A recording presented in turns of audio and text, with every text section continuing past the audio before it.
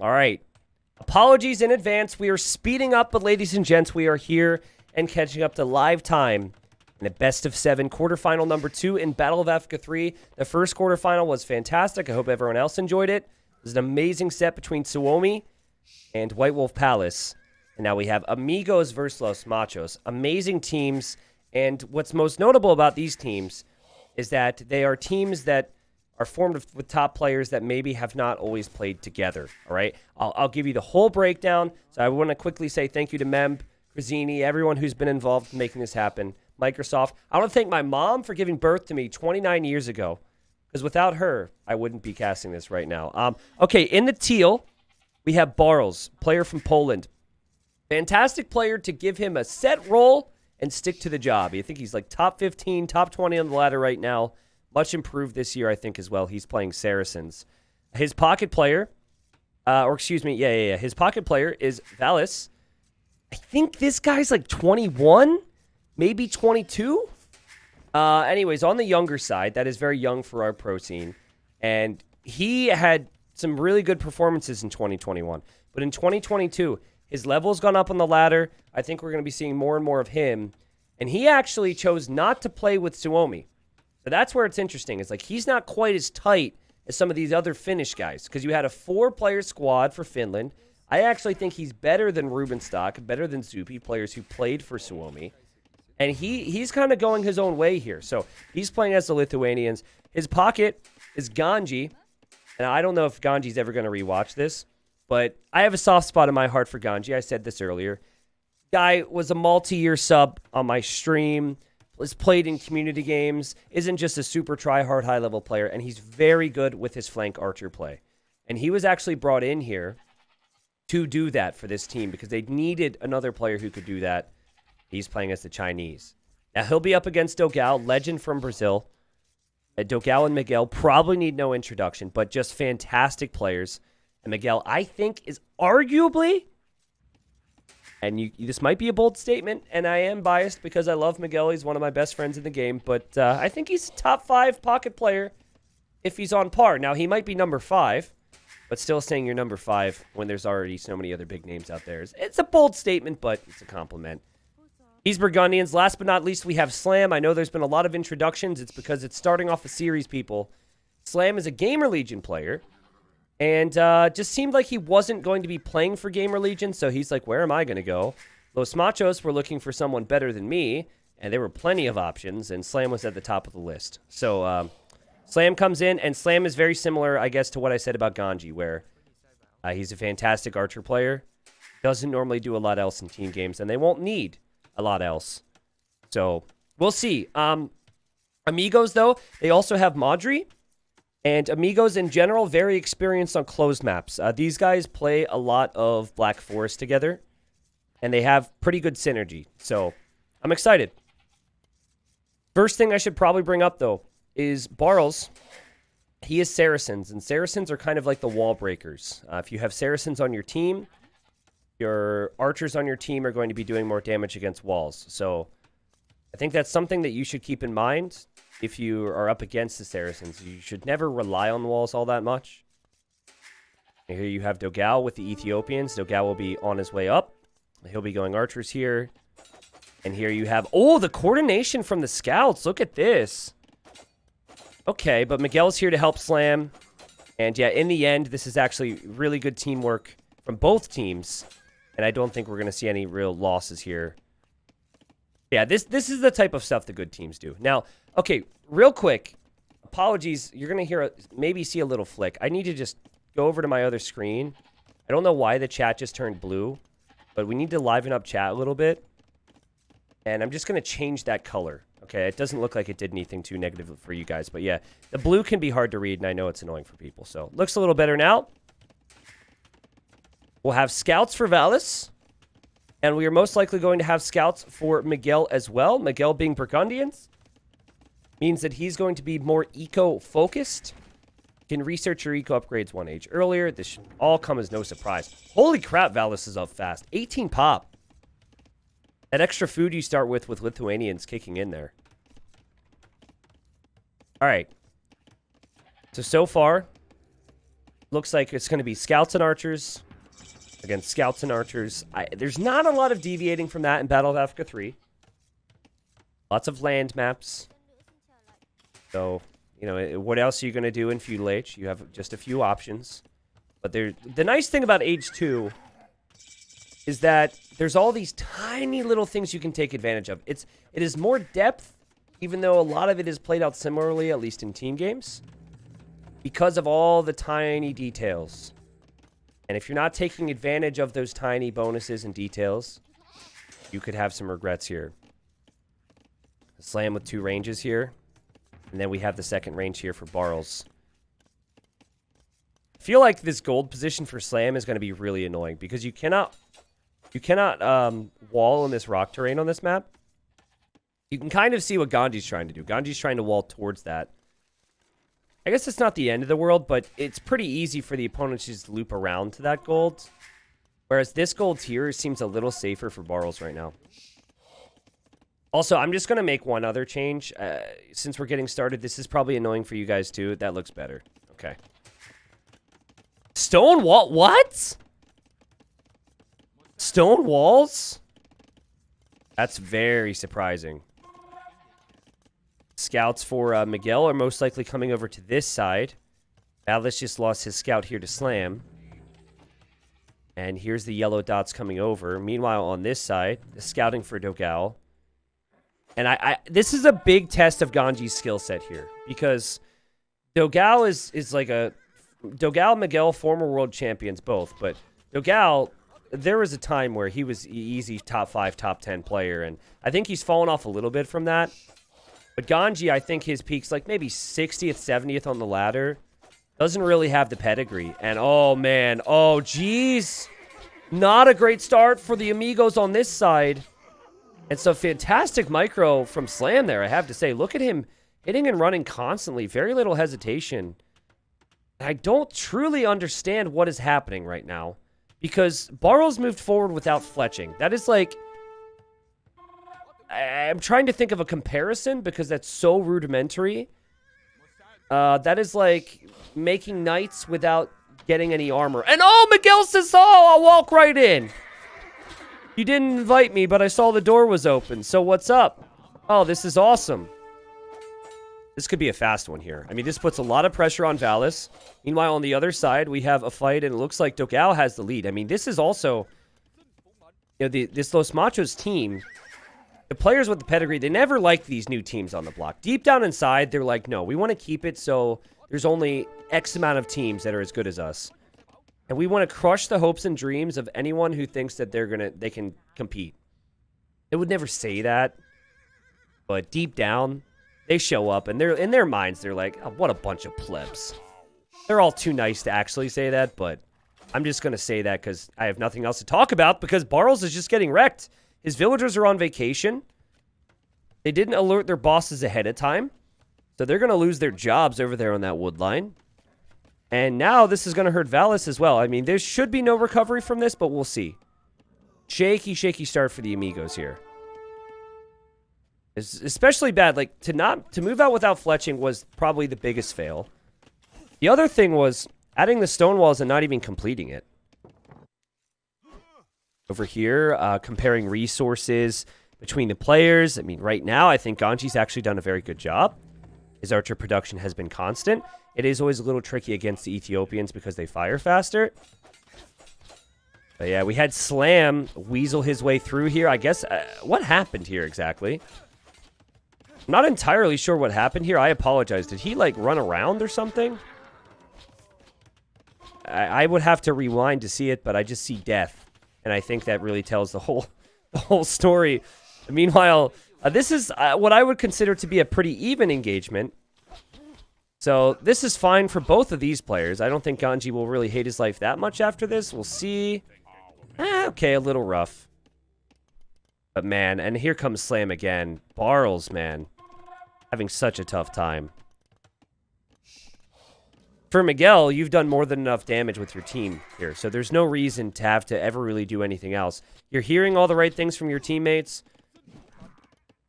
There's no army heading towards them. If there's no army heading towards them, then what's going to happen is the pocket player will be completely safe. We have scouts from Valis, and he got upgrades on them, but they're still at home. And he kind of had to. And now they have to hope to find more damage. So I think what Dogao should probably do is back off. Slam is already up against an army of Archer and Skirmisher. And he, okay, he's actually trying to kill the Skirms. Miguel made one more scout to help him here. Yeah, I think the move for Dogao is to back off because he should hear that there's scouts with upgrades coming. Seems like he's doing that. Micro continues over here. Slam taking some losses, but that extra scout from Miguel also led to a couple kills. Slam using the market, everyone using the market to try and up to the next stage. And yeah, here's Dogao. So maybe a glimmer of hope right now for the Amigos, because if the archers are canceled out of the equation from Dogao, there's a chance that Ganji can get ahead of him, but it doesn't feel like there's quite enough scouts to kill everything here. I guess there are skirms for Ganji, though. So Dogao backs away. I think he'll be a little disappointed with himself there. He knows that one scout is weak, though. Kills it off. And he's just going to wait for that one single knight. Basically, both players need a knight, and they're fine. And I imagine it's going to be 2 stables for Miguel. He's got 2 stables. Random question, how can you make a cross on the minimap? I think the hotkey is Alt-F. There's also something around the minimap that allows you to do that. It's a signal. You can look in the settings and look for a signal hotkey. It's not something that's super obvious if you're, you know, just coming into the game. I think a lot of people probably don't know how to do that. But yeah, that was sloppy for Dogao, but in the end, I think he's going to be able to hold this off. I think he could actually run back to his gold right now, unless I'm missing something. And yeah, now this army's just sitting here. Barros hasn't clicked up yet. And he's going to try. He's going to try. He expects that he could potentially lose a range, so he's building a tower there. Yikes, man. This looks really bad. This looks really, really bad. Again, Ganji, he has played this well. His archer number is even higher than Dogao's. Everything about that is fine. And you can tell that Dogao is concerned now. He lost control, so he thinks that that army might be out here. And, you know, the knights are actually not going to be able to help at all. Thing is, Dogao... I think so. I played with Dogao, right? And I got to talk strategy with him, etc., etc. I would say there's a weakness for Dogao. It's that he still kind of plays the game like his 2017. We see a lot of players going 3 range now. We see a lot of players going for like different, like more hybrid build orders now. We see a lot of that. Dogao does everything really solid, really consistent. But I think the reason he's fallen off a little bit just compared to some of the other names around that top 20 convo, or maybe top 15 combo, is just like, you know, not always going for quite as much pressure or quite as much eco or whatever commitment they need to go for. And so I say that because right now, I mean, he would have a problem, right? If Miguel didn't have support, he would have a problem against 3 ranges, which is fairly standard, I feel, in this position. Full stone walls for Barrels. And here comes Slam. Slam adding the university. You'll see the archer players doing that. Again, the big thing here is the fact that Miguel has great economy already. And then he's adding the second town center. He is pretty far ahead here.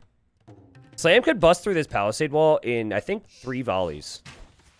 Kills the Vil. He might not want to, though, because of the knights.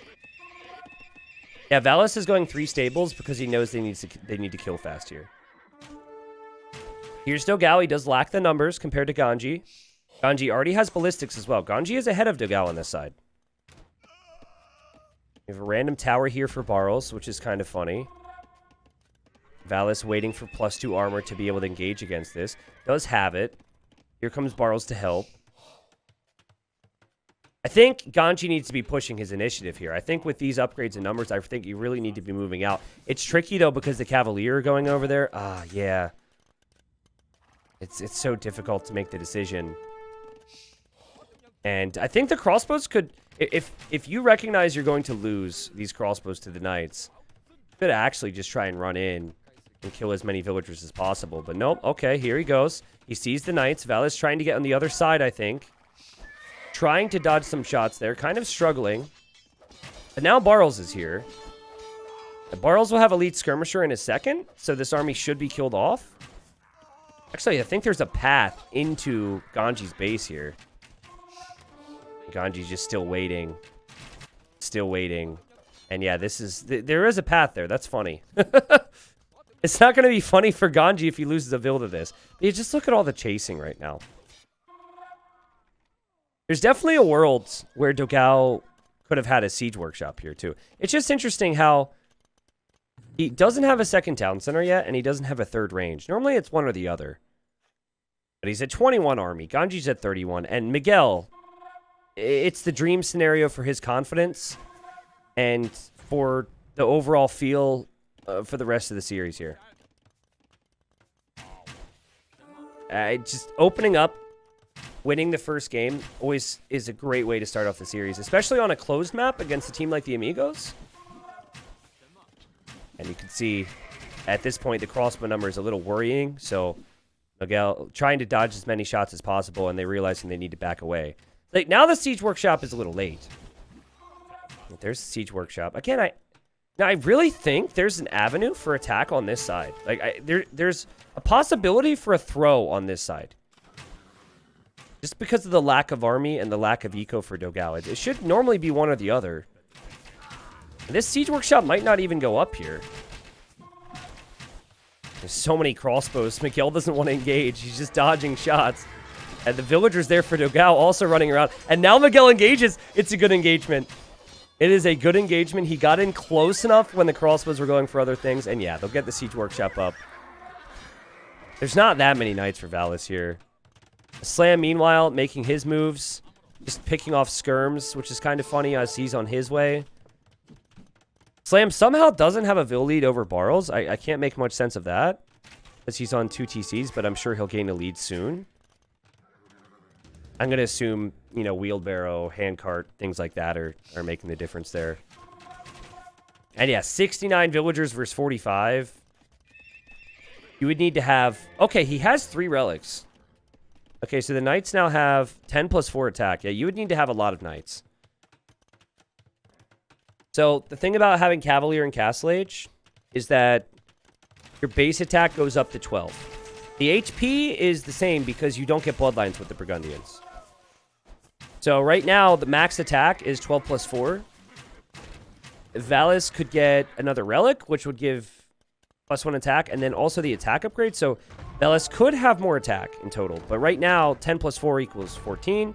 12 plus 2 equals 14. So the units that are fighting here are essentially the same. Just different ways of getting there. And yeah, I mean, this extra attack could be helpful, but you can see Miguel's already on the way up. God, I don't know. A lot of you guys probably didn't see it. I never uploaded it anywhere because I haven't uploaded my gameplay to YouTube for a long time. I will possibly do that a bit more to a 3rd YouTube channel shortly. I'll give you guys information on that. But anyways, probably my proudest moment, one of my proudest moments of playing with Dogao Miguel. And I had to hold against Slam and against Tato on my own. And Miguel just owned everybody. Oh, I watched the wreck. He killed like 130 Vils, and I think he lost 1 that game. It was if you give Miguel a pocket and just do your job on the flanks for a couple of minutes, he'll just own everybody. It's crazy. Also, I've been very impressed with Burgundians in this tournament. And I really feel like they are one of the best pocket civilizations. On the closed maps like this, as Dogao gets hit, yeah, they're definitely a strong go-to. Good micro from Dogao. He can get a volley here. And good micro from Ganji. But yeah, they're just waiting here. All they're doing is waiting for Dogao to get up and get his upgrades. The disaster started at Barles' base, and it has been a problem ever since. They have about 2 minutes to engage on this before it gets worse. Meanwhile, Slam is just going to drop a castle over here. Yeah, now, the other benefit of being able to research Cavalier and Castle Age is that you can then just click Paladin right away in Imp. And we're just not seeing a lot of games in Battle of Africa go late. This is late by comparison to some other games. So, being able to get Paladin when someone who's at Imp at the same time as you would be getting Cavalier is just such a big jump. Also, not to mention, the other aspect of it is that it's cheaper. Okay, boom. Yeah, so it's like 50% off, right? I'm really... Is anyone else surprised that Burgundians haven't received a slight nerf in the year they've been out? Oh my god, Dogao, be careful. I personally am a little surprised by that. I mean, then again, there's been things that have made me think. Like, the way they balanced Hindustanis would make me think that maybe it shouldn't surprise me. But I think the Civ is in need of a slight tweak, possibly. I know there are pro players that agree with me. I think the eco upgrades shouldn't be discounted the way they are. I think it should be a little more expensive, personally. But then again, I don't know. I think, you know, we're talking about unique situations, and a lot of civs are strong in unique situations, so maybe not. Maybe not. Archer range is going down. We have petards for slam. Let's go. We will have imp soon for Barrels, who has somehow stayed only 10 villagers behind slam, but he is way behind in terms of map control, obviously. And Valis is probably just like, hey, let's just wait. I've got a lot of relics, and I very rarely get this many relics with Lithuanians. So let's try and take the fight. But Paladins have 160 HP. Knights have 120 HP. The overall attack is now much higher for the Paladins because of the Blacksmith upgrades and the base attack. So yeah, this is over. I think everyone involved realizes this is over. There's Trebs here for Miguel. And, you know, Burgundian bonuses aside, Miguel, the reason he was able to have success was because of that early pounce from Slam and Miguel here. That snowballed onto Barrels, that snowballed onto Valis, and then I think Ganji had a good game here. Ganji and Dogao were very similar in how they played this. But Dogao just didn't receive the same level of pressure because the other players weren't doing too well, and yeah, the GG's called. And Los Machos, they dominated there. And guys, like,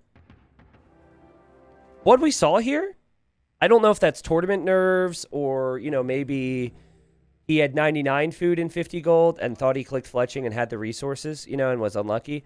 But that's really bad. Like, that is not something you ever expect of a quarterfinal. And, oh, whoops, wrong team. And the Amigos, I don't know what point that was. I want to look at it again. The Amigos have this map as probably one of their best maps because it's a bit more closed, right? So, okay, so let me look. Like, at this point, does he even have the blacksmith? Okay. So, I think the first thing is the second they see this many archers, you're out of there. Like, you have to leave, right? And so they do try that. But does he even have the blacksmith right now? He has the blacksmith. He didn't have the resources, guys. He did not have the resources for fletching. So maybe because he was stonewalling, maybe he got something wrong with his build order. But the archer production was good. The idea was there. But they ran forward without fletching, which was really painful there. So, I mean, not something you see every day. Fletching also was delayed quite a bit. Slam, watch his micro here too. I'll speed it up a little bit, but watch how fast he moves after his shots. Boom, boom, boom. He's constantly getting his shots off. Very little hesitation from him. And this is what snowballed the game. And then to make matters worse, the stone wall wasn't even up. If the stone wall's up, maybe that's manageable. But yeah, rough start there for Barrels. Again, didn't even have fletching at this point. And we'll move on to game number 2. All right, game number 2. Game number 2, Boulder Forest. Again, speeding up as we catch up to live time. And I was questioning whether or not we'd see Spanish. We do have Spanish for Slam on this side. This is the focus. I will promise you that. The middle position in the yellow, we've got Miguel playing as the Malians. And we've got Dogao on the other side playing as the Bulgarians. I was also wondering about the Bulgarians' choice and when we'd see that. And who's going to win this? It's going to be Dogao. You know how I knew? Because the player who I don't think is going to win always wins. And my feeling in that instance, for whatever reason, was that Barrels was going to win the scout fight. Now, this map here, guys, is as close as you get to Black Forest in this event. And so that is why the Amigos have chosen it. And Dogao's going to try and sneak a Vil, but there's a tiger here. Oh, no. Oh, Miguel's gonna... It's not a tiger, excuse me, unless it's wearing a costume. It's a lion. So sneaking the Vil is a great move, but now you've got to wall your villager and kill this thing fast before Barles sees this. Okay, so the scout's going to have to come over. Okay, they're going to kill it. Please don't lose this, Dogao. Okay. Villager's now safe. Okay, crazy moments here. Now, in the middle, we also have villagers from Madri trying to wall. Now, Madri was brought in. Madri is a player who loves Arena. And yeah, the Amigos made it this far, loving the closed maps and getting as many wins as possible on the closed maps. Alice got the walls down on this side. But there is a villager inside here, guys. And this could wreck so many players. This could be such a problem. Look at Miguel, by the way. Miguel's already on the way up to Feudal Age much faster than I thought. And I'm also surprised he's doing this. That tells me that he thinks he can get in, possibly. We'll see if Miguel adds a barracks. I think it's possible that he will see the walls are there, and he is simply going to go for eco upgrades. Because what you don't want to do, as his villager is bugged, very confused. What you don't want to do is add military if you can't really get away with it. So a little surprised that we saw the barracks this early from Dogao. He didn't add the mill yet. And so, oh no, he added the mill here, excuse me. So he's actually taking a lot of food. Oh, that's crazy. Meanwhile, we have Barles. Barles is going to stone as the poles. We'll receive a little bit of gold income from that. Does he know about any of this? He doesn't. I don't think anyone knows about this. And I guess what's going to happen is Madri is going to try and boom and play safe behind this. But again, if there's a villager back here, this villager could affect all three players. I like how Dogao has been really cautious about showing his scout. And this will be funny. Okay, watch this. So Barles is walled, and he's going to run in, right? He's like, oh, I'm here to protect myself. Nope, just kidding. These walls were to protect... Oh, he's stonewalling. Okay, never mind. All right, I thought he was going to tower rush. Never mind, never mind, never mind. So he's just going to get the stone walls down and go for eco. Meanwhile, we have scouts for Miguel. I don't know if there's a hole somewhere that I don't know about. Not exactly sure why he's going to still add scouts. And now the man-at-arms are here, and this is the worst possible scenario for the Amigos. Unless... Dogao! Dogao! Could have been so much worse for him there. Oh, my word, man. Great creativity there from Barles. If he would have killed that, wouldn't have been too bad. But you know what sucks? He can't complete farms around his full work now, which is half the build order here with the poles. And now there's probably going to be spearmen. There's probably going to be archers. And now over here, you know, Madri's going to hear about this. Now he needs to add buildings because he is to expect this pressure. Meanwhile, over here, we have a villager going down. And Miguel was able to kill the scout. I don't know, guys. Like, I will say this. I appreciate the fact that the Amigos have gotten this far. And they actually played really well with the Archer Scout meta from what I have seen and heard. I didn't get to cast everything from them. I appreciate that. I also appreciate the fact that they're trying to break the meta as Slam gets a kill. I don't even know if a unit has been killed by the Amigos yet. They're trying to break the meta. Because, like, the theme of Battle of Africa thus far has been... scouts and archers, scouts and archers, scouts and archers. But that sneak villager has changed the game massively here, and it was a great heads-up play from Dogao. He was being as annoying as humanly possible, and you've got no scout if you're Madri, so you have no idea what's coming. He's just going to add a stable here, so I guess he can go for knights in the next stage. And I don't know what Barles can really do to keep himself protected right now. And I know Dogao's eco is going to be stronger. It might not look like it because he's got 0 farms, but he has all this food. And I'm sure he's loving life. Okay, interesting decision here for Barles, who actually makes a house and a palisade. I just don't know if that really saves these villagers right now. At the end of the day, you still are going to need army here. And look at Miguel, just being annoying. Sometimes underdog teams will try and break the meta, Harry, but in this case, the Amigos I think they're selling themselves a little bit short, honestly. I think if they leave Ganji in and they try and play... Like Barles is a top 20 1v1 player on Arabia and whatnot on the ladder. There's no reason they have to play it quite like this. But maybe, I guess if that's the case, casters like me might be saying, why are you trying to play meta against a team that's better at the meta? I think you don't need to be so extremely different. You could have slight deviations, and they're not going for a slight deviation. They're going for something that's crazy. Miguel's going to be in Castle Age soon. Slam's going to be in Castle Age soon. We'll have Madri in Castle Age soon. And right now, Barles is still defending himself. This villager is still in here making another archer range, but I think all this will be cleared. Whoa! Oh, that's Miguel. Okay, I was very confused for a second. As Valis is trying to come through here. Slam will see this. Should be no way he takes damage to this. And Valis has not clicked up yet. And I didn't even get to address what's been going on with Valis over here. That's also kind of awkward. I guess the forward stonewall thing. And then he makes army, but then slams walled anyways. I don't know. Kind of weird. I'm sure Dogao will be telling his team, I'm doing an incredible job over here. He's struggling. I know Dogao, and I know he would use a different word, but this is a PG stream.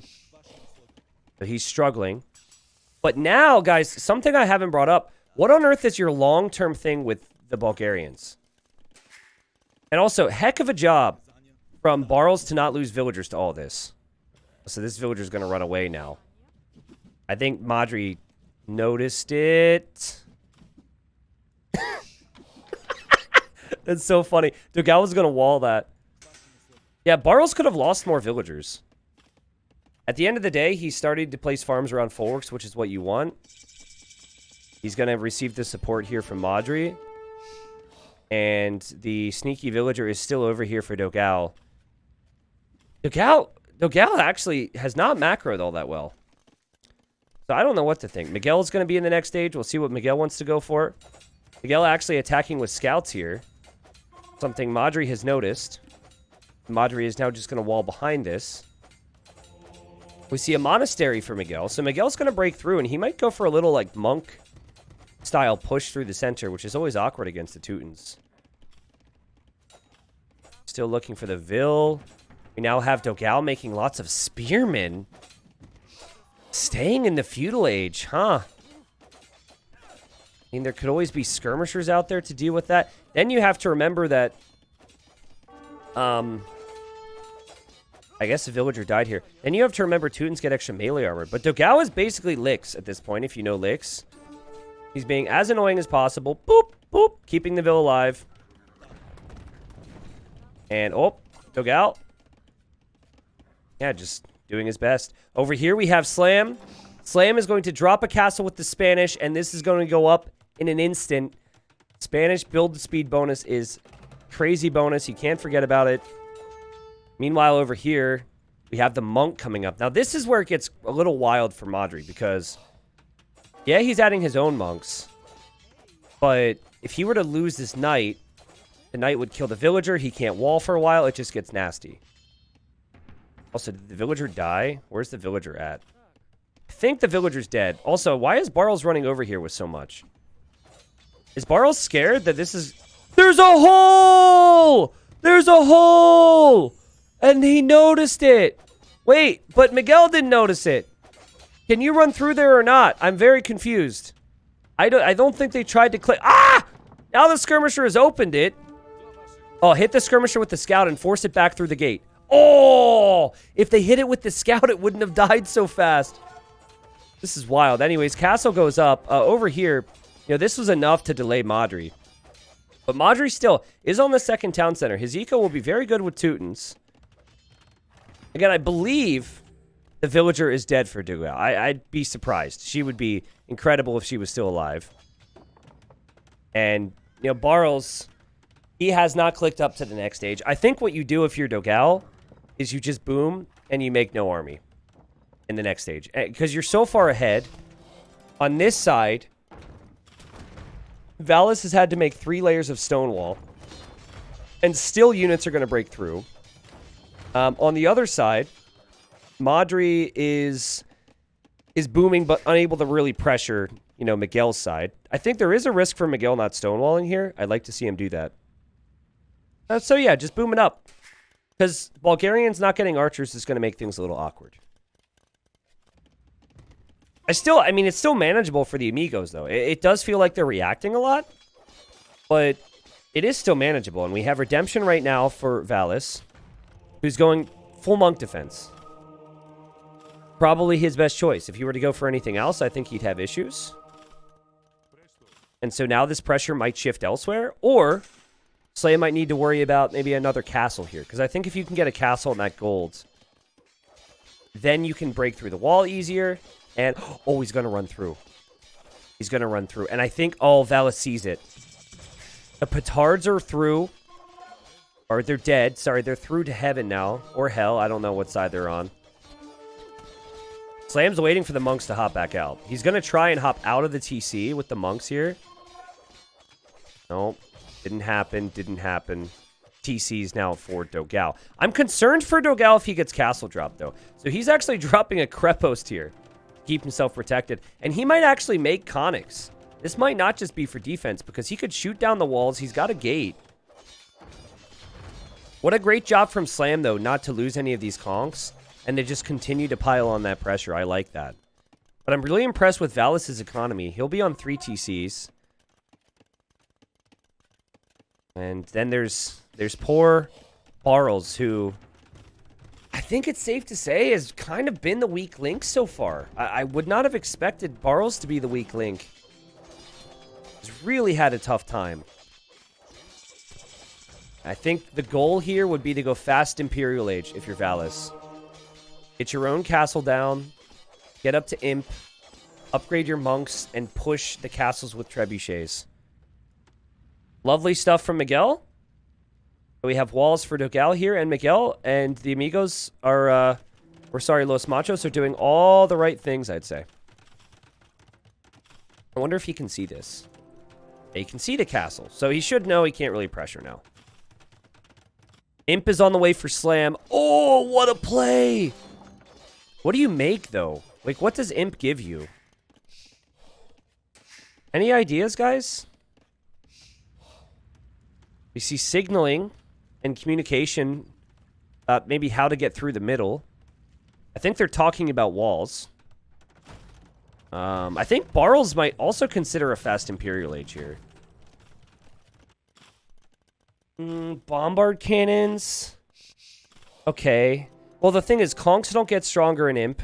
Or, okay, that's a false statement. But you can't really take advantage of a fast Imp with something that's as costly as Conquistador. Because Elite Conquistador, too expensive.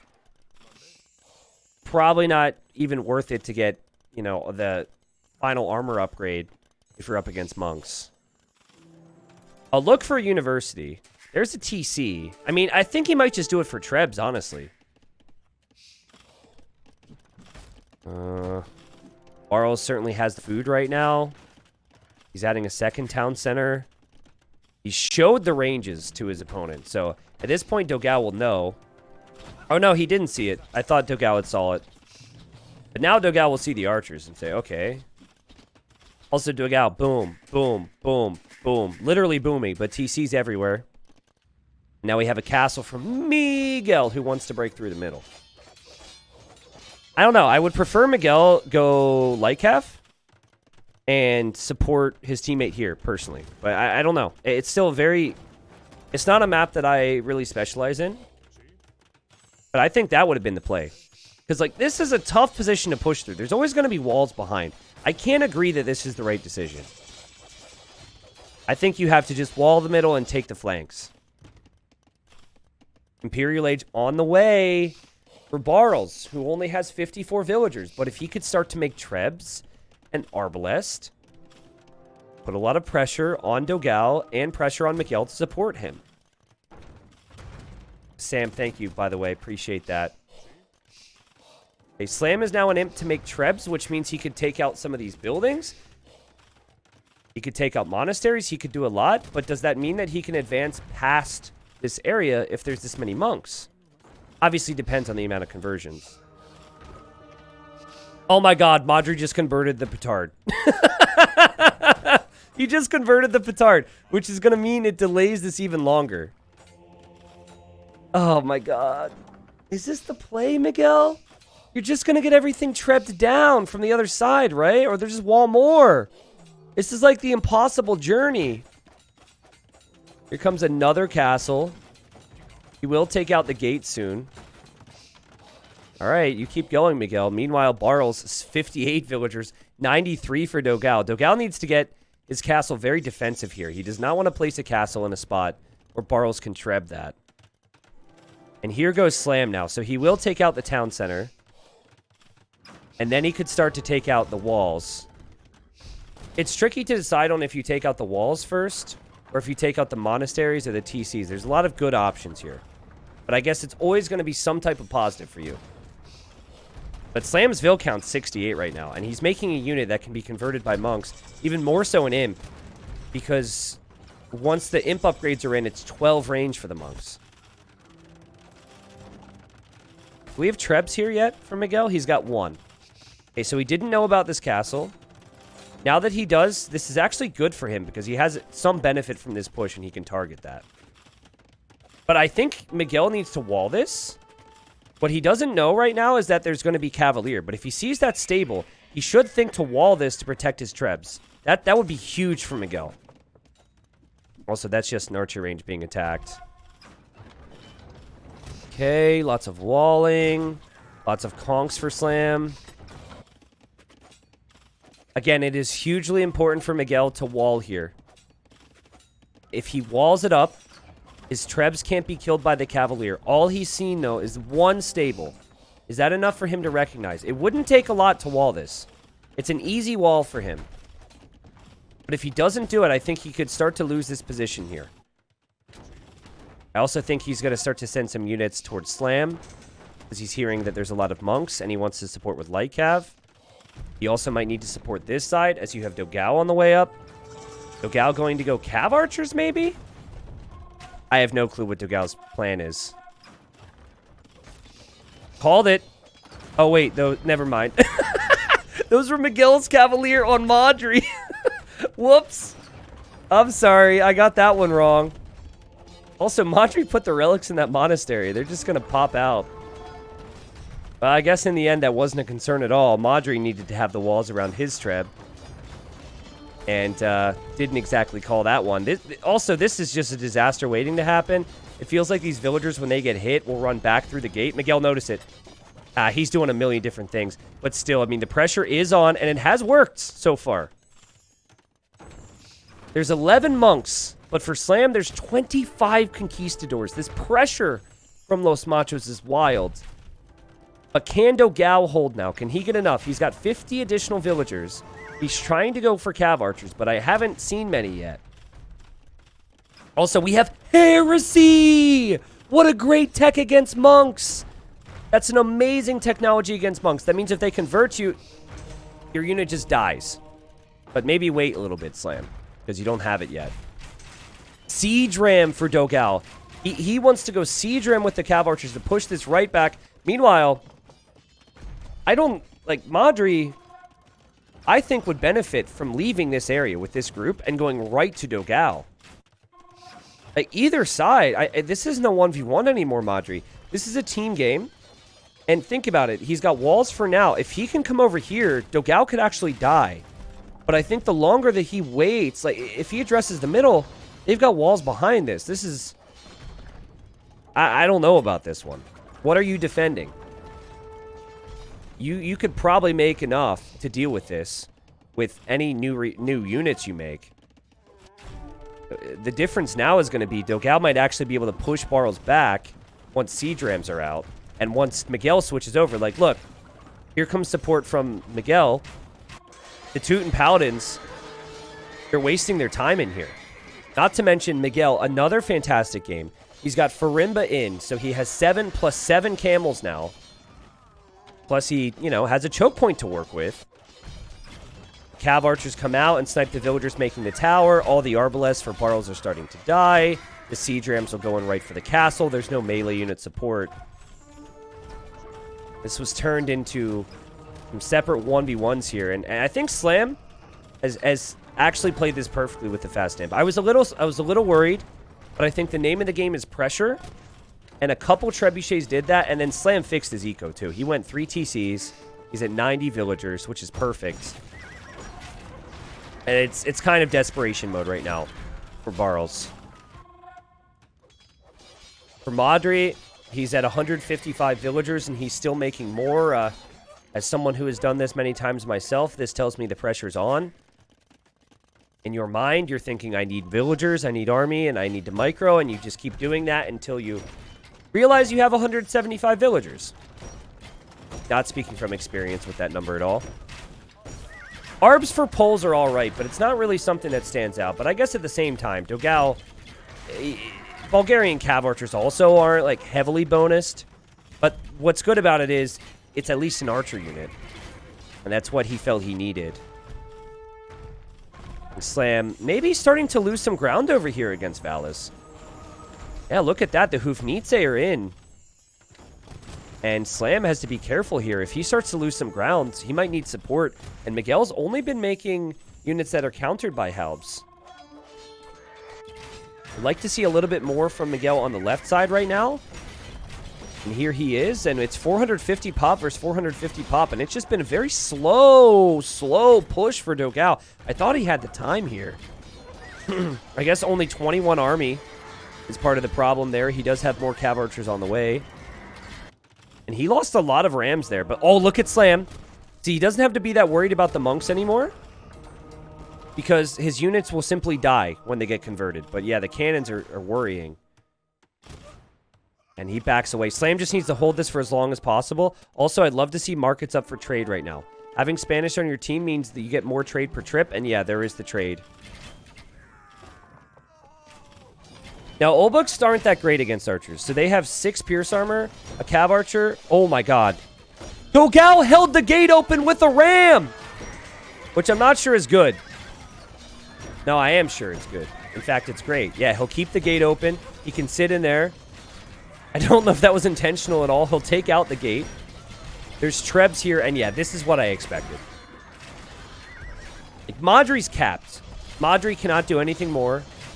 He's got 33 paladins with 11 NQ, but he has too many vills. For Dogao, he's actually making progress with his pop, and he's investing into trade.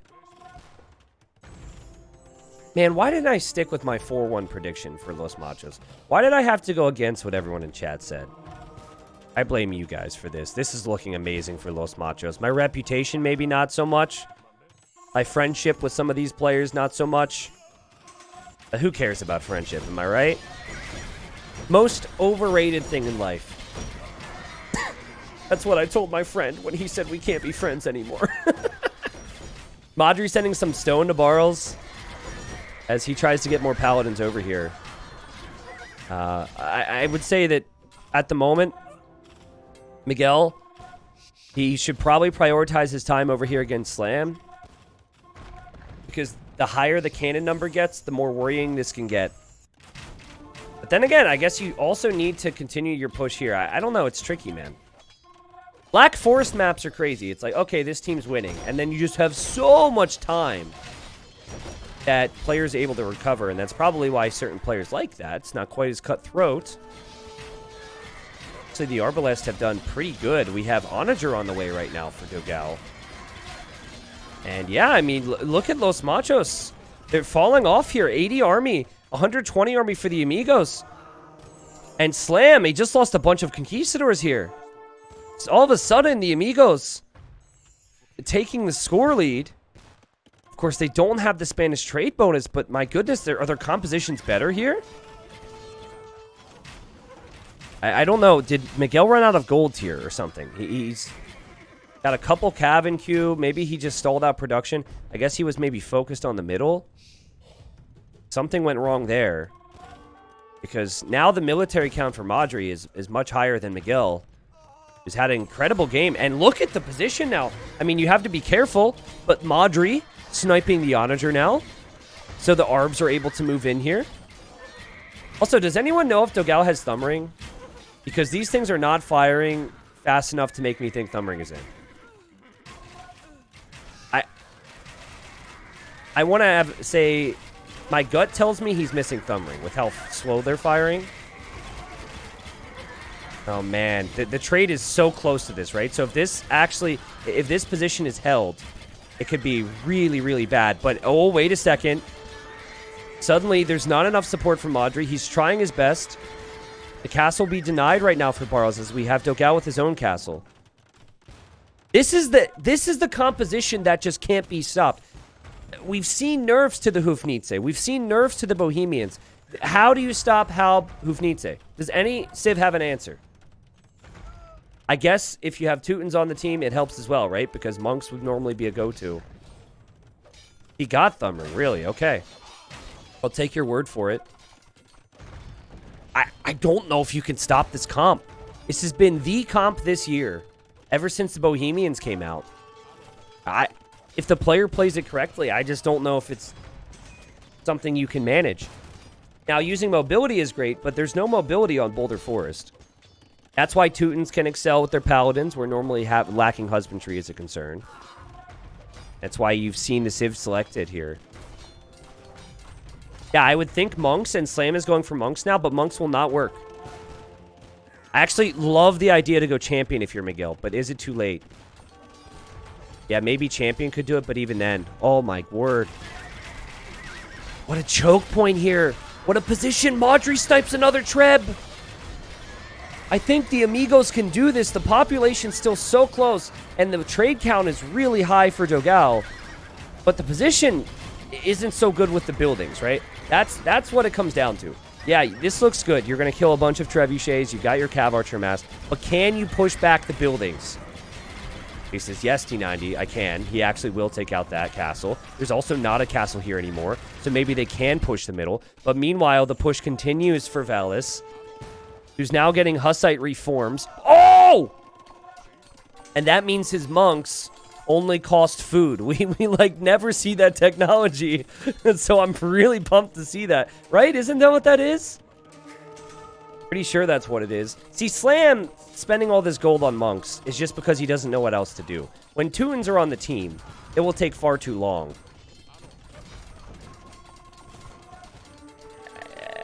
Should he have switched to something else, Slam? Should he have done something else before this point? Should Miguel have been here? I don't know, but hey, we're going to need to see some gunpowder now. Because Miguel's making champions. I have to say, Miguel could maybe have more than 47 farmers here. I guess, oh my god, he has to worry about Madri in the middle. Oh, Miguel is in trouble. Miguel or Slam dies, one or the other. There's no way Slam can be saved, and Miguel can be saved. And now Barles just needs to hold for as long as possible. If they could actually get some siege over here, and I guess they've got the castle numbers. Yeah, just get some siege to stop the ram push. They're okay. Who is going to die faster? Teutons are just... They seem much better than Malians at the moment. The Paladins have additional melee armor. Obviously, amazing damage output. The Halbs have additional armor. And then Bohemians can't be stopped, and the Amigos bring it back. Guys, that was a really, really crazy game. It makes me question so much, though, because I really felt like the whole flow of that game, Los Machos should have won. The whole flow of that game, I thought Los Machos were ahead. But every time I look at the stats, the eco wasn't that far ahead for Los Machos. Every time I looked at, like, the military, it wasn't that far ahead. Or if it was, they weren't really progressing. I think that's half of it. Like, I think they're... I don't know what time of the game it was. I'll show you what I mean. It was right about... Well, there was this whole point where it didn't look like Madri had much, right? It's like right here. Okay, when Dogao's getting siege rammed, and Miguel's pressuring in the middle, and Madri wasn't moving, my thought was 5 to 10 siege rams, and this whole area is lost for Barles. And it took so long for Dogao to get there. Like, his army count was so low. Here it's at 9. He's got nothing in queue despite having the resources. He probably queues it soon after. But look, like 9 cav archers, 9 cav archers, 9 cav archers, 9 cav archers, 9 cav archers. This is his time. This was their moment. This is where I felt like, you know, their population was going to climb and their position would grow. I think Slam did everything he kind of could over here. I would have really liked to have seen maybe some light cav from Miguel before the Halbs came in, but that's tricky. I don't know. I mean, in some ways, you do have to just look at the Bohemians and say, this is why the Civ's being banned on Arena a lot. This is why people are still having balanced conversations about the Civ. I would disagree that the Civ necessarily needs a massive overhaul, but I do think it's a balanced nightmare, that civilization. Particularly the Hufnitze is just a balanced nightmare. Because it's either A, worth the cost, and that's what they did. They upped the cost, right? So it's like, to spend this amount of resources is like going imp again. Both with the resources and the time, actually. But, like, it's either worth it, and the unit's really, really good, or it's not worth it, and no one's going to spend that. I feel like there's no in-between, but maybe there is. And maybe that in-between is you need to have your own monks, and you simply cannot do that if you stack with Teutons and there's that conversion resistance. Anyways, we could have plenty of time to speculate on the forums or in the comments or whatever, but for me, we'll move on to game number 3. I will show you, though, the economies. And, well, Madri, he recovered. 89,000 resources collected. He had a lot more food in this game. He was leading in that category. Miguel did good. I think at a certain point, Malians are just capped. Literally with the Rams, they can only get capped Ram. They have Gabetto, which is kind of situational. Maybe a 1v1 unit. You have Champion, Even then, I mean, like, with Paladins on the field, with the potential for hand cannons and all the unique units that can counter Champion, it's kind of meh. And then, yeah, the +7, the Farimba, we saw that kick in with the Camels and the Cav, but it was capped at a certain point, and it was problematic. Here we are, game number 3, Amigos against Los Machos. And Amigos, I think it's fair to say they brought the second game back when they had fallen behind early. Now, expect the lames here, guys, and expect it early. There's Mongols on the Los Machos side, and with that, your whole team gets a scouting bonus. And I'm looking over here, actually, at Slam. And Slam is not looking to lame. He's located his elephants on the back. Slam might be focused a little bit more on just bringing in the food himself because he himself is Mongols. Whereas Dogao is very happy to run forward, steal some sheep, and leave it at that. So real quick, since the laming has died down, we have Dogao playing as the Khmer. We have Miguel playing as the Magyars. And then we have Slam. Slam is playing as the Mongols. Against Slam, we have Barles. Barles playing as the Mayans. I'd like to see an improved performance from him. I know he can play better than how he's played in Game 1 and Game 2. Game 1 in particular, remember? He had a disaster start, which lost his team the game. He needs to perform better here. His pocket is Valis. Very good scout player. I think he'll perform well here as the Slavs. And then in the blue, we have Ganji playing Aztecs. Aztecs, maybe not your preferred archer civilization, but they do have Mayans on the other side. The ticket here, the key on this map is always just get up faster to the next stage and spam those archers. We even see people skipping eco upgrades at times. And then obviously, of course, you have the pockets making scouts. So I actually had the opportunity of talking to Miguel and Dogao about build orders on this map because I played with Los Machos in the previous 3v3 tournament they played.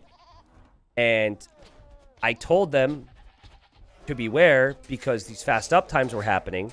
And I wish I could pull up the WhatsApp comment, but I told them exactly what people were doing.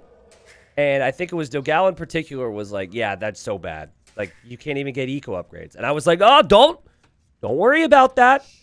Don't worry about 2 lumber camps. Don't worry about any of that. And so what happened was I actually hosted a show match for our team against Deceptive Baguettes. And we got crushed 3-0. And then afterwards they were like, oh, okay. Well, we get it now.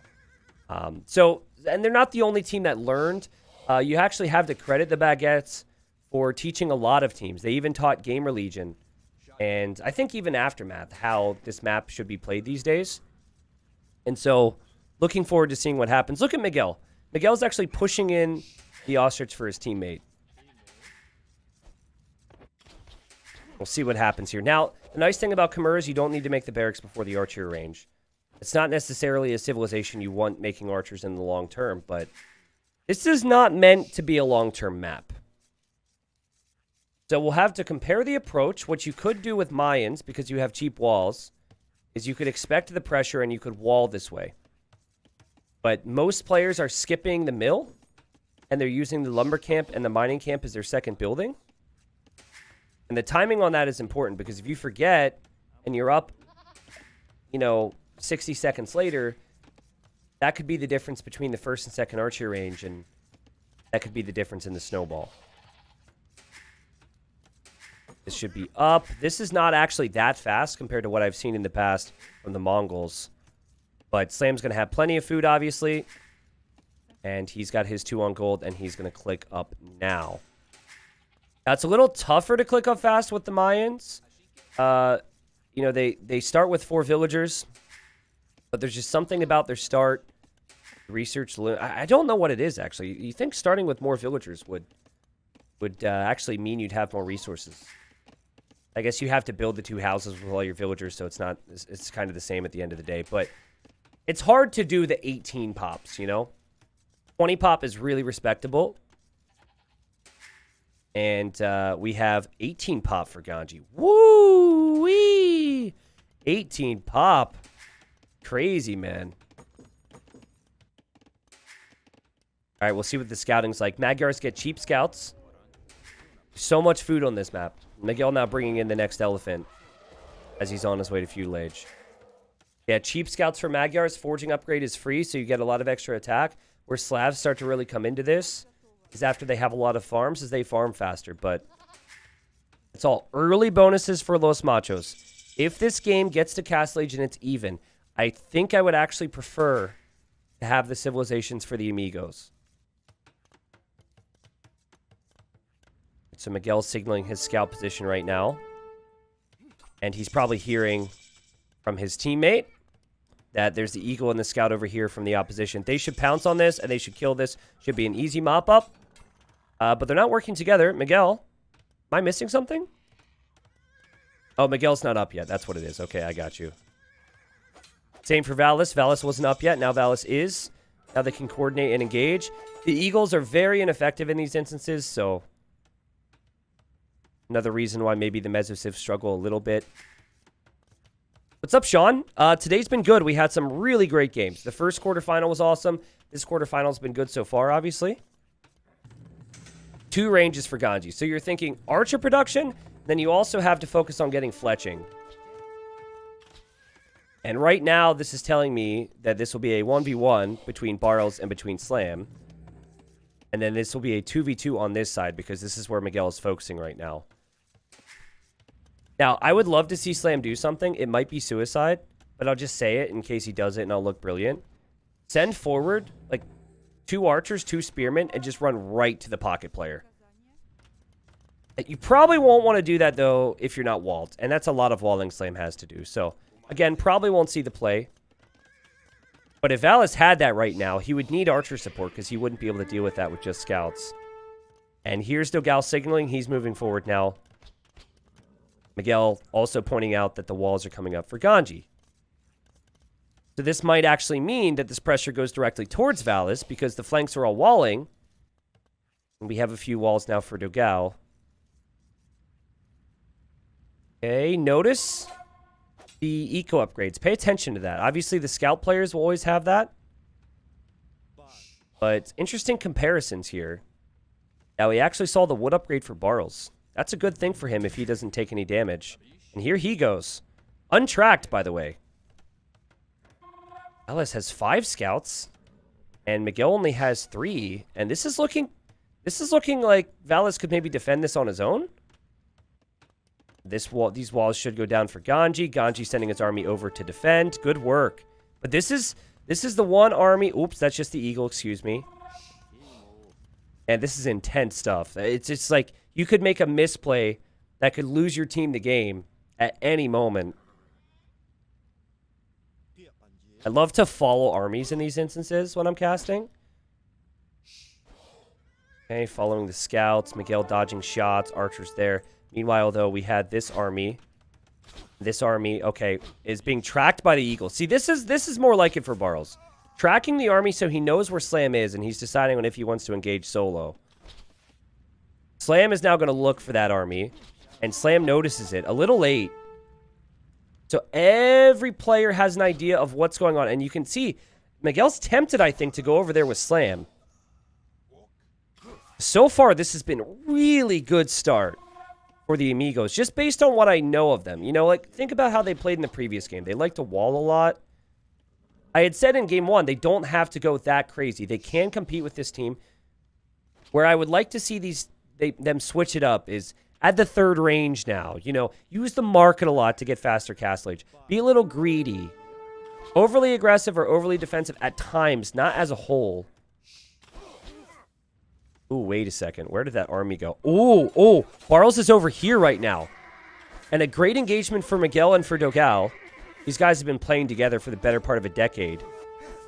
So we have a tower from Barles, so he's basically defending himself with that. And now where's this army going to go? Oh, man, Barles isn't with anybody.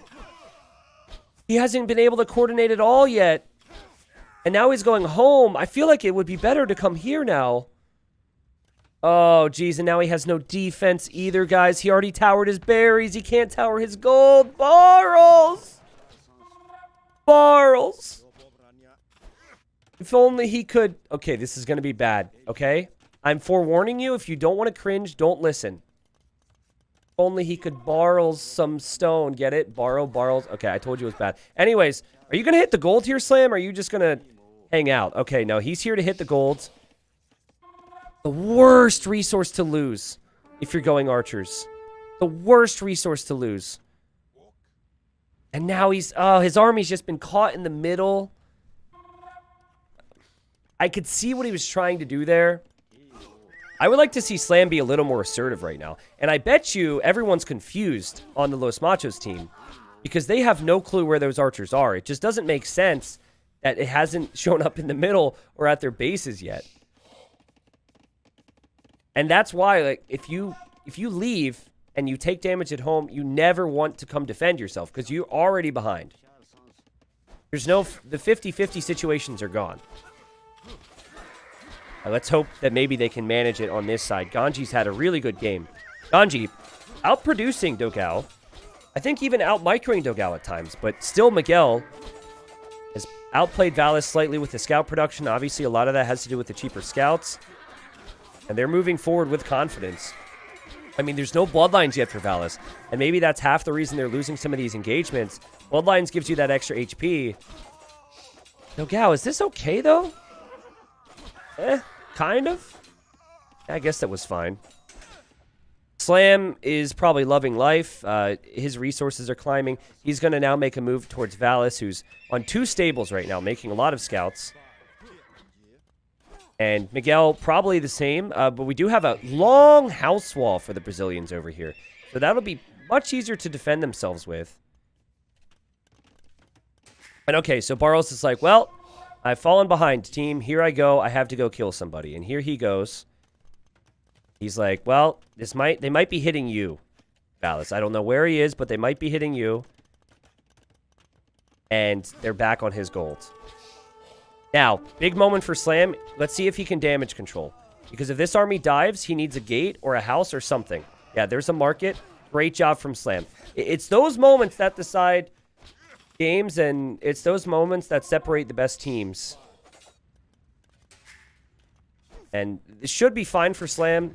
He can get enough archers to deal with this, or he can receive some help from Miguel. I'm a little disappointed for Barles, man. Like, for anyone who hasn't seen Barles play that might be watching this right now, he can definitely perform above what we're seeing here today. And, you know, I haven't seen him play team games that frequently. You know, I know what he's capable of in 1v1s, and 1v1s are very different. Lovely wall from Slam, by the way. Very hard for archers to actually hit those. And, oh, could be a problem for Slam, actually. Let's see. Okay, he notices this, though. He knows. And I actually like this move a lot. Look at this. He's like, here, take my vills. I want you to. Take my vills. And the reason we're not seeing Barles go for the Vills is because then he's going to lose his whole army, and then he won't be able to have any additional control. Slam was actually microing over here and not microing at his base, so it did get messy. But yeah, in the end, the villagers fight it off. And Miguel will have a scout here. On this side, scout v scout engagements. Lots of scouts right now for Valis. Miguel has not clicked up yet. Dogao has, though. And Ganji has, but Ganji has clicked up way after Dogao. No, Barles is from Poland. Also, the audio is not delayed, so I would say refresh your stream if you're having issues with that. Yeah, he's been in excellent form lately. I think there's a chance that maybe he underperforms a little bit in tournaments compared to what he can achieve like on the ladder, you know. But then again, I mean, he made it to Red Bull Wolo 5. He made it into Hidden Cup 4. He went pretty deep in King of the Deserts. You know, all like the big events. He's had pretty good results, I guess. You know, it depends on who you run into. Los Machos, a great team. Slam, an incredible archer player. And look at the walling here. The coordination, excuse me, from Los Machos. Well, these crossbows from Slam will likely go down. That's not the issue. Dogao just shoring up his walls just in case. And here he comes. Now, there's no tower right now for Valis, but he could make one. Does he see this in time? Okay, scout goes down. Does he tower? If he's pushed off of golds, I think he needs all of his vills building that. And even then, he might be screwed. Because if you're pushed off of gold here, you can't make knights. And we know Miguel can make knights. Ooh, palisade wall. Villagers are dying. The scouts can also stay under here. It was the right move to make the tower. This is obviously all a result of everything that has happened before. Here comes Ganji, and here comes Valis himself to try and save the day. Meanwhile, Slam is going to have a field day over here. Has ballistics already. Something Barles can't say. That said, maybe not the best of micro from Slam so far, considering he's up an upgrade, but it's pretty even there. Army count is very similar. It's just the economy right now where there's a difference. And on this map, the economy lead should lead to additional military. Now, I was a teensy bit critical, and I'm only critical because I have high standards, all right? I was a teensy bit critical of Dogao in game 1 for not going 3 ranges. Now he's doing it. And I think that's the right play. I think if you try and add TCs as the archer player, you could very quickly get overwhelmed. So it's the safe play to just add army. This is going to get cleared, though. So I think the army count will change. Slam's still progressing forward, though. So we'll see if he decides to move forward after hearing about this. But Valis had a lot of leftover scouts. This is the problem, though. Light cav from Miguel. Hit him on the gold. Villagers dead next to the golds. Miguel's 2 town centers at home. Still wrecking villagers with these light cav. And again, with the economy he has, he can just continue to spam these units. He should end up having more knights. And I'd say the end is probably near for the Amigos. The only thing the Amigos can do now is use the excess army they have to try and focus down one player. But I think Slam should actually back up because he could be that target. And... Ganji! It's funny, I remember him placing those walls, but I didn't look over here until now. I just assumed he would notice that. Oh, jeez, man. That's painful. At least they would have had a notification. Like, if he would have attacked the palisade wall, he still probably would have gotten through. But there would have been some type of alert, at least. Yeah, Slam did the right thing. He backed away. Also, Barles is doing the right thing. Barles has quite a lot of crossbows. 3 ranges for him. With mine, sometimes you can get away with 4. Has ballistics and is also getting thumb ring and is trying to work with these light cav to go after Slam. Slam's got to be careful here. But the TC is nicely timed. Dogao running away. I love how much time Miguel is buying himself. Look at this, actually. Brings in the knights. So he'll win that fight. I don't think Valis will look there because Valis is looking here. Slam. Okay, Slam knows. that the end is near for his crossbows now, so he's trying to kill as many crossbows as possible. But yeah, that was, I mean, these are moments where you can throw games. Like, that is a moment where Slam probably needs to just sit next to his town center, wait for the pressure to come in, alert his teammate, and then they'll be fine. And now you start to see the reacting, right? Like, now Dogao has to send some support over. Slam has to add more ranges. Miguel's been so good today. I think game number 2, you could look at that and say, Malian's kind of reached a cap, and there's not much more they can do. The guy's 3 TCs right now. He's been all over Valis. He's been with his teammates, taking good fights in the middle of the map. I'm constantly applauding how good Miguel can play, particularly in team games. And there have been times where maybe it doesn't live up to the high expectations I've given him. He's a beast, man. He's a beast. And the fact that Dogao and Miguel were able to bring in Slam, of all people, is just incredible. And yeah, they respond to the threat. They now have that lead. And with this lead, now a 50 villager lead, and it's even on army, this is typically when the end is near for the losing team. Or the team, obviously the end is near if someone loses, for the team with the lower pop. Could try and have one of the archer players carry, so I guess that would be Ganji, because he's got 46 archers. And hope maybe for a faster Imperial Age, but faster Imp is a really tough ask on a map like this. Yeah, Ganji doesn't have the knight support. And Dogao's numbers are pretty high as well at 35, and pretty smooth sailing from here. Fun game. I personally really like Coliseum. I'm curious on your opinions, viewers. For a lot of you that watch all my casts, you probably saw it in Return to Clans. Now, there's slight differences, but not enough to really change how it's played. So maybe for you, you know, it's a little repetitive, maybe a little snowbally, maybe a little fast. I really like the snowbally aspect of this because the coordination of armies is needed here more than any of the other maps. I think it's a really good map. I think if you had any like possible complaints on it being too similar to some of the other maps, then maybe some of the other maps would be adjusted. But I would keep Coliseum in. I love the ebb and flow. I love the production of military, and I love the fact that if you're not next to your teammate at all times, sometimes you're just dead. It's crazy, crazy, crazy. It's not easy to play either. Resources looking pretty high for Barrels, so he is thinking about Imp. But we have Dogao already on the way to the Imperial Age. Dogao has the army number. And look at Slam, 71 villagers. Pretty big vill count. And again, we've got every single player here except for Barrels. He's showing up. But the army count is still very even. And so I'm actually very impressed that the Amigos haven't fallen off already. But this is probably because Miguel is probably adding stable number 4 and 5 right now. Okay, he actually added them as part of the wall.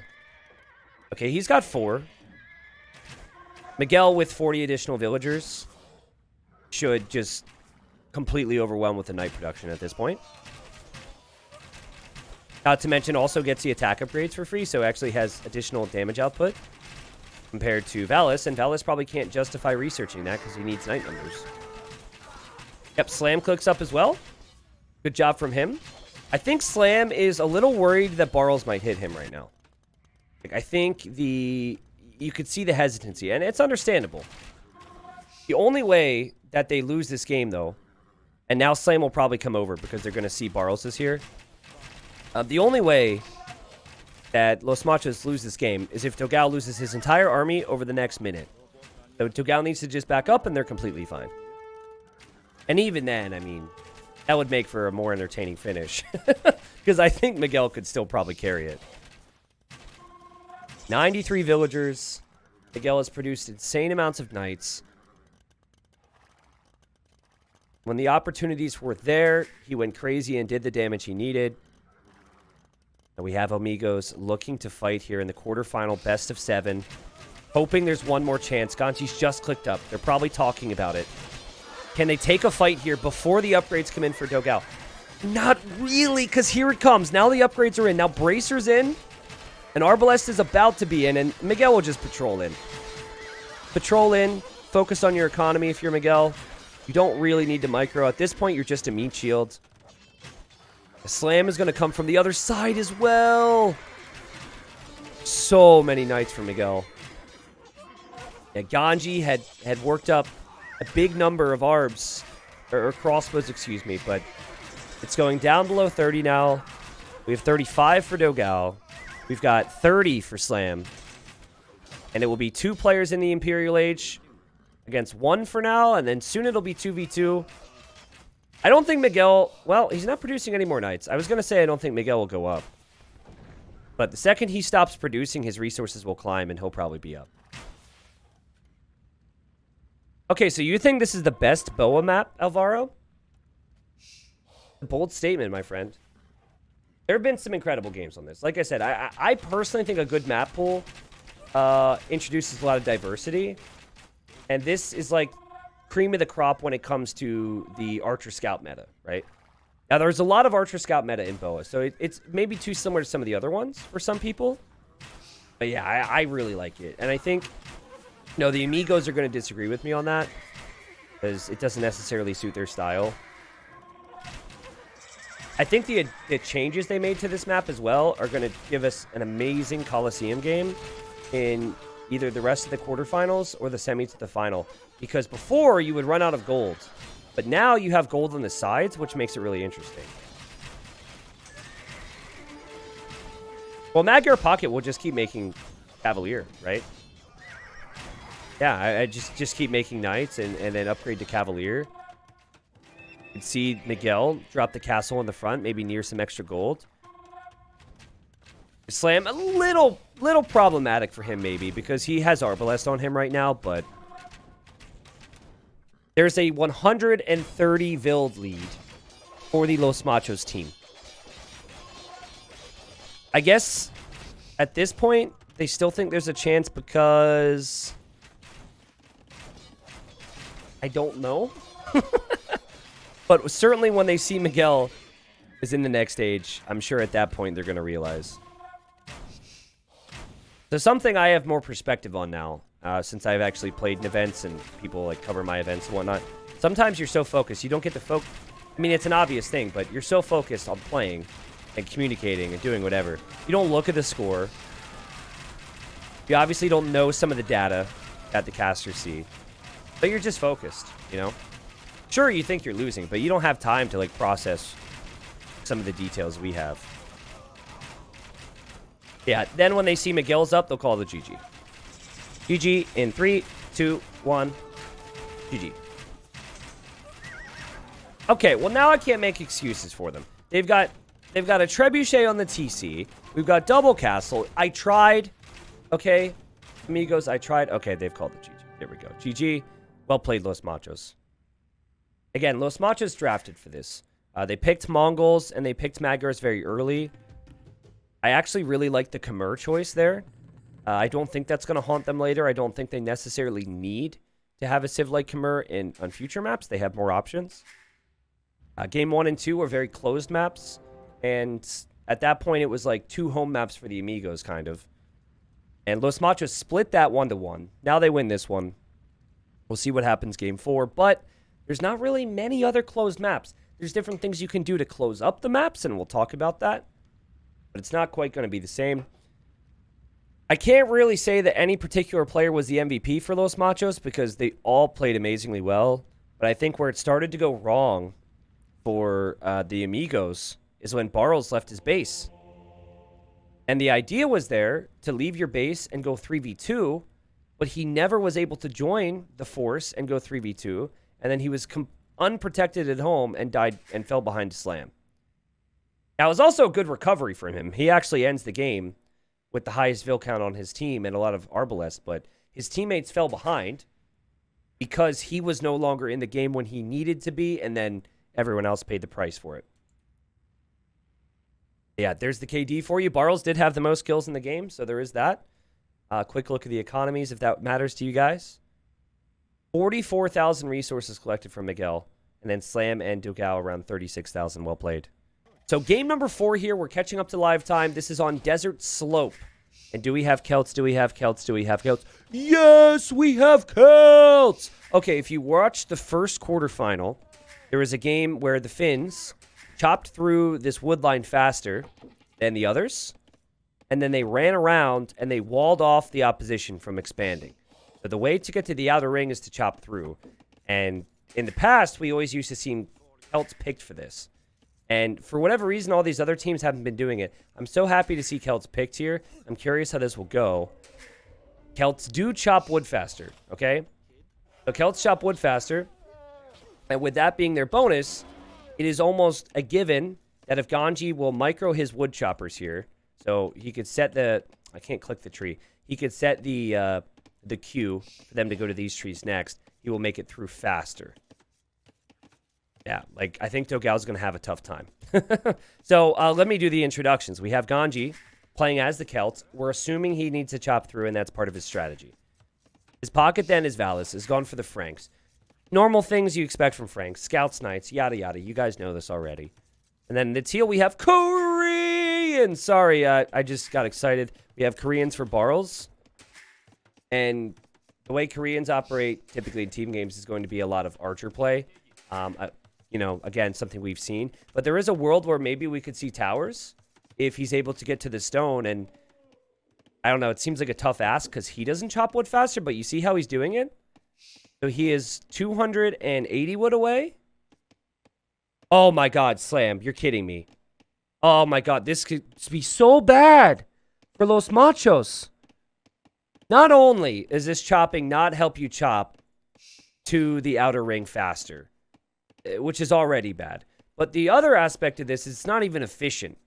You want 2 villagers on either side of the lumber camp for efficiency. So I think we could have both sides for the Amigos chop through faster. And they could do a variety of different things to stop Slam and stop Dogao from getting out. Yeah, even Dogao's not even tasking the tree. So I guess they just said, screw that. Dogao says, I'll stay in the middle. He's making militia right now. Really weird play. I have yet to see anyone do this. The reason for that is players normally wall up. Occasionally, some teams will go to the middle, though. But these days, what seems to be happening is players are pushing in their deer. And they're not milling the center that frequently. There's an old version of this map. So the last time I saw this map, which was, I think, the last Battle of Africa, or maybe some other tourney, there were actual boars out here. So, like, players would send vills out there to get that. But yeah, I really like how this is developing so far for the Amigos based on first glance. What I didn't say is that Slam is Byzantines. Byzantines are a fun civ. I'm falling more and more in love with Byzantines. It's like I'm going backwards. I went, as a kid, I loved them, and then I started to hate them. Not hate them, I just didn't enjoy them. The more I play Byzantines, the more I'm like, what can you do to kill me? Nothing, you know? Anyways, Slam's going to go fast castle over here. And then we have Miguel, who's going scouts from the middle position on this side. But yeah, I can't say I really agree with the 3 militia play on this map. It's so easy to wall. What are you going to accomplish with 3 militia? Not much. Let's see if Ganji gets through. Ganji is now 150 wood away. Dogao is now... Ooh, wait a second. Okay, so assuming he's tasking this properly. Guys, get out of the way! Ah. Yeah, okay. That's a problem. Anyways, he's 180 wood away, but he has 1 villager chopping it. Here are the militia for Dogao. This is something that Valis knew was coming. And there's the stable. Dogao's like, well, maybe I can deny the stable. Doesn't really look like he could do that. The stable will likely go up, and the villagers will just run. No villagers should die here in the process, and Valis is fine. It's weird. It's not like he's even controlling the middle with the drush. I feel like it would have been better to just not make it. But we'll see. We'll see.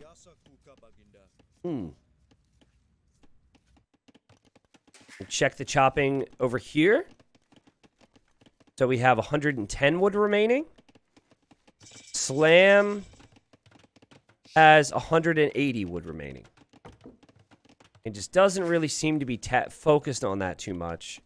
Dogao is looking back, and actually, Dogao's gone 3 trees. We're about to see a mad dash here. And the pathing is important. Look, that's Ganji microing that. So we have... Oh, man, it's going to be so close. But all you need to do is you just get a villager over there, and you just place a palisade behind the tile. Sounds pretty dumb, I know, but... stone walls right now? For Ganji. He's worried. Also added an archer range. I'm a little confused as to what Ganji's plan is. I didn't realize he was in Feudal. But yeah, pay attention here, Barles. This is part of your strategy. You need to have 2 villagers on this. And there he goes. It feels weird to compare trees, but if anyone's going to do it, it's going to be Mr. Forest Nothing here. 70 wood versus 140. Oh, there's no way Slam ever gets out. Now, he has gold. He has wood. There's things he can do in the middle, but still. Will be a little awkward. Now, for Dogao, I think he's got a chance. But Ganji needs to make his run for it. I think Dogao can get out. And he's also bringing the scout, so he's paying attention. Okay, run, Ganji. Run. He's always got the archers, though.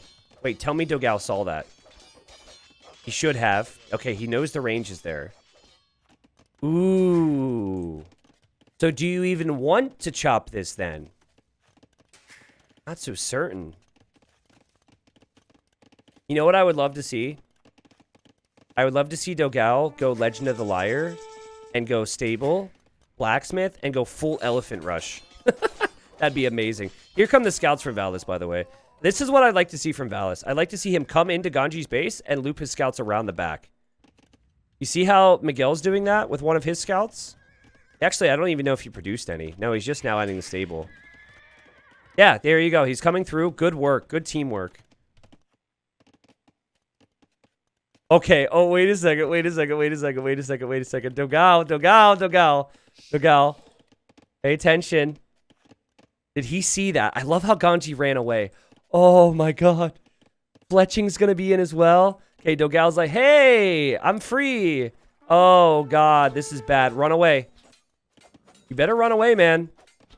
Actually, if he kills the archer, it's not too bad. Really kill the archer. He kills the archer. And now it's a Vil fight. And Ganji's tried to get the walls down. But there's still going to be archers. There's still going to be scouts. Ganji, just place a wall here so he can't get back. Run! Oh, he's gone for the gate. Anything he can do here. And what do you do if you're Dogao? Because you don't want to open this to save these villagers, because then all the other villagers die. Rip. Meanwhile, guys, we have archers and a villager heading this way. How's Slam doing? He is currently 7 wood away from over-chopping this. He might win the race. But, you know, I talked about over-chopping, and then I guess it was something that was prioritized more for the Amigos. But they also prioritized the control, too. Slam will probably be okay on this side, depending on the micro. He does get crossbow. That crossbow's in. And actually, Barles hasn't clicked up yet. Slam micro. Good micro. Great micro. Yeah, I'm still very confused by the faster uptime from Barles. So I don't quite understand that. But obviously what they've done against Dogao has been fantastic. I think this is going to put Valis in a good position to succeed here. And it's going to put quite a bit of pressure on Miguel. Because Miguel has had to make a spearman, and Miguel can't escape if this wall goes down. And he can't really leave without... Oh, man, what do you do here? Actually, fighting with the Vils is the correct play, I guess. Because you're about to have some knights. Just have to pay very close attention to this. Yeah, the scouts aren't that strong, I guess. That was really good play from Miguel. I'm very impressed with that, because I could fully understand him just saying, you know what? I don't want to lose Vils.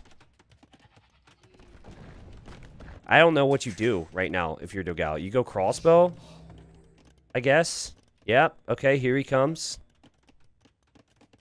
He certainly can't escape anymore. And now the next play that's very smart from Ganji is to try and fully wall this. I don't think this will work, though. He's trying to wall this, so Dogao can't be saved on this side. We have the same thing from Barles. Great strategy from the Amigos.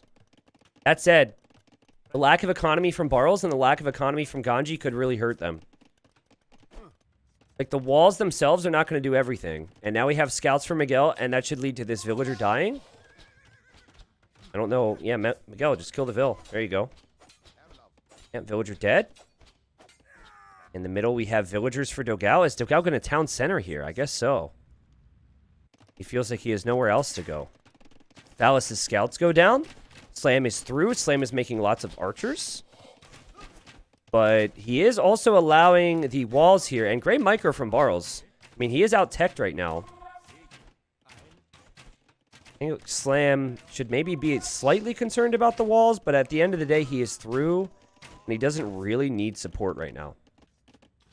Whereas over here, Miguel can support. And we have more panic walls from Ganji. Ganji still in feudal. Oh, he's about to be castle, though. So if you get the walls down, then you're fine here. Because I think you can go siege and monk and just kind of hold it off. But if these knights get through... Oh, you dirty, dirty lion! What are you doing? Okay, Miguel trying to get through. Probably busy with a couple other things right now. Dogao has walked through, so he didn't TC in the middle. He wants to TC the outer ring. Still trying to pressure Ganji where he can.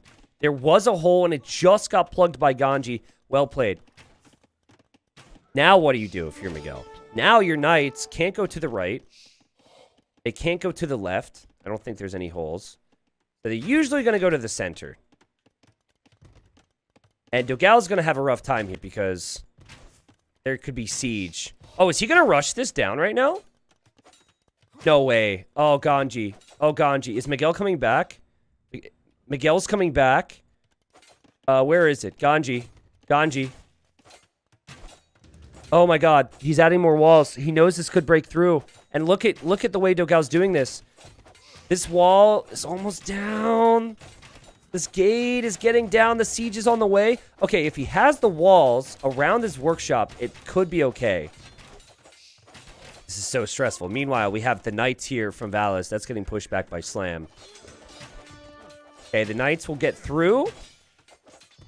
The gate will go down. Don't pop your siege out here. Yes, good work, Ganji. Get your Mangonel behind here. So it still serves the purpose. Boom! Still serves the purpose. Still okay. Dogao has still not even made a town center. Does he have a market? Oh my God, he doesn't even have a market. So he's got 700 gold and he can't do anything. He can't buy or sell anything. Oh, this is so bad for Dogao. Honestly, I think this is... As we have a castle now for Barles, I actually think the threat player at the moment is Slam. I think Slam is the player that can change things for Los Machos. But I think at 30-minute mark, I think that the Amigos are going to have a much bigger economy. And War Wagons are a fantastic way to threaten crossbows. Look at this. 4 TCs from Valis. He knows he's not really needed. Again, Dogao has just had a disastrous game. The guy can't get wood from market. Look how many villagers he's had not collecting resources. Let's actually look at Dogao's total idle time. Worker efficiency last minute, 38%. Total worker efficiency, 64%. That's so low. And I couldn't see the overall idle time, but it can't be good. Oh my God. Can I think it's my job to look at this, but I don't want to. Oh, Dogao. Oh, man. And he's going to get pushed here as well. And actually, if Ganji's able to just re-wall this, which he may or may not have done already, then this is going to be secured. And yeah, he can just siege push from the other side. Oh my God, Dogao. He's waiting for the TC, but now he's getting hit. Oh, now he has to place houses. Okay, now he finally buys wood. He built a market somewhere. Yikes, man. Oh, lovely play from Barles if it works, but I don't think it'll work. Oh, man, he had no army support here. I feel like the Amigos are constantly putting themselves in good positions and then just not executing. Like, this is an example of something that works if you have the army support. Otherwise, like, you don't need to overextend there. You're fine. You've got wagons. Don't lose villagers unnecessarily. Unnecessarily? Unnecessarily. Yeah, that's the word. Okay. Dogao's here to help with his crossbows. Slam, Miguel, Dogao all together. But the economy for Valis is climbing. We only have 2 town centers for Miguel. And he's prioritizing army to control the map. But we have 4 town centers for the Finnish youngster over here. So he could soon add more stables and soon support. And there's no way you push these wagons and push this castle if you're Los Machos. These knights actually got in. Oh, no. I don't see what Los Machos can do to come back from this. Barles is fine. Barles will have enough wagons to hold on his own. Flame hasn't clicked up yet. I'm thinking maybe a faster Imperial Age, which you can do with Byzantines because it's cheap. Beyond that, I don't really know. Dogao will lose 4 more villagers just to trap the knights. Now Miguel can't even come in to kill these units. We have, oh my god, an even further wall from Ganji. How did he get away with that? So now, Dogao is completely isolated with this town center, and he can't build this one because he can't get there. Oh, he has to run this way now. Okay. Okay, the pressure makes sense. It's going to come right over to Valis here. I think if Valis is concerned about this, he can just drop a castle, but he should have no reason to be concerned. Wow. What did I say about 30 minutes? Massive Vill lead, and this is after Barles had tossed some villagers away. The economy for Ganji is also incredible at 82 villagers. And it sucks to feel how you feel if you're Los Machos right now, because for Dogao, you've fallen behind, and everywhere you go, you have enemy military on you. For Miguel, well, your teammate has fallen off, and you felt the need to make a lot of military, and now you just can't move. You're stuck. For Slam, you're very likely going to have towers all over you, and you're making archers against wagons, which are tanky. And you know there's a clock right now. You know you need to kill quickly. TC's in the middle. I guess it does give you some gold coverage, so there's positives there. Oh, man. Normally, a player in Dogao's position would have to reboom back into the game, and his 2 teammates would have to dominate. This 84 military really needs to make it happen right now. Because we have Valis massing knights. He'll be an imp soon. And he probably will have the economy to go paladin.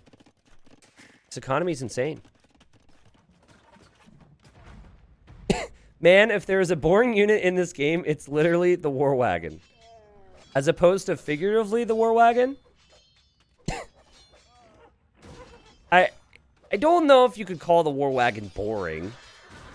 I mean, you can't just call... It's a cool unit, okay? I guess that's an opinion. But yeah, it can be really, really tough to stop at times. And I think, you know, where you tend to see the war wagons is on the more campy maps with choke points, and this is the perfect map for it. And love the towers from Barles, because this just stops Slam from moving out when Slam is in the Imperial Age. It's so tedious. It's clunky. I would agree that it's clunky. I don't know about boring. What's the most boring unit in the game? Okay, so let's talk about this. Most boring unit in the game. Most boring unit.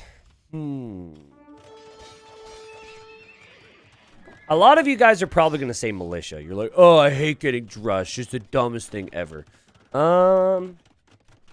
Most boring unit. Let's go with the camel. The camel's the most boring unit. You can't really even kill stuff with it. Like, you can't raid villagers with it. You can't fight on past castles or towers or TCs with it. It just goes, oh, and that's it. Countered by like 6 different things. Unless it's a Hindustani camel, then that's a little different, but. Huskarls, skirms, elephant archers, trade cog, missionaries. Camel is my favorite unit. Oh, did I offend you guys? I'm sorry. Okay, sorry. I don't know. I've never really thought, wow, this unit's boring. I could see Huskarl, though, because you could consider it boring to just spam the same unit and win or lose, which is kind of how Goths operate. Again, Barles has played this really well. We have all 3 players for the Amigos with over 100 villagers. We have Chivalry on the way for Valis. And he needed to defend himself here from a great deal of heavy camels, and, well, he's done so far. I think Miguel has had another incredible game, by the way. I think Slam has also had a really good game. Dogao has had his worst game of maybe the whole tournament. I'm not so sure if you actually want to take this fight if you're Valis, but they're thinking about it. Heavy Camel actually performs pretty well against Wagons and also against the Cavalier here. Yeah, great engagement here for Miguel. Wow. And no. This is all before you see what Ganji's going to make. And for Ganji, it could be a million different things, but it looks like it's going to be Siege Halb. And this will completely kill Dogao, and we'll probably go over to Miguel.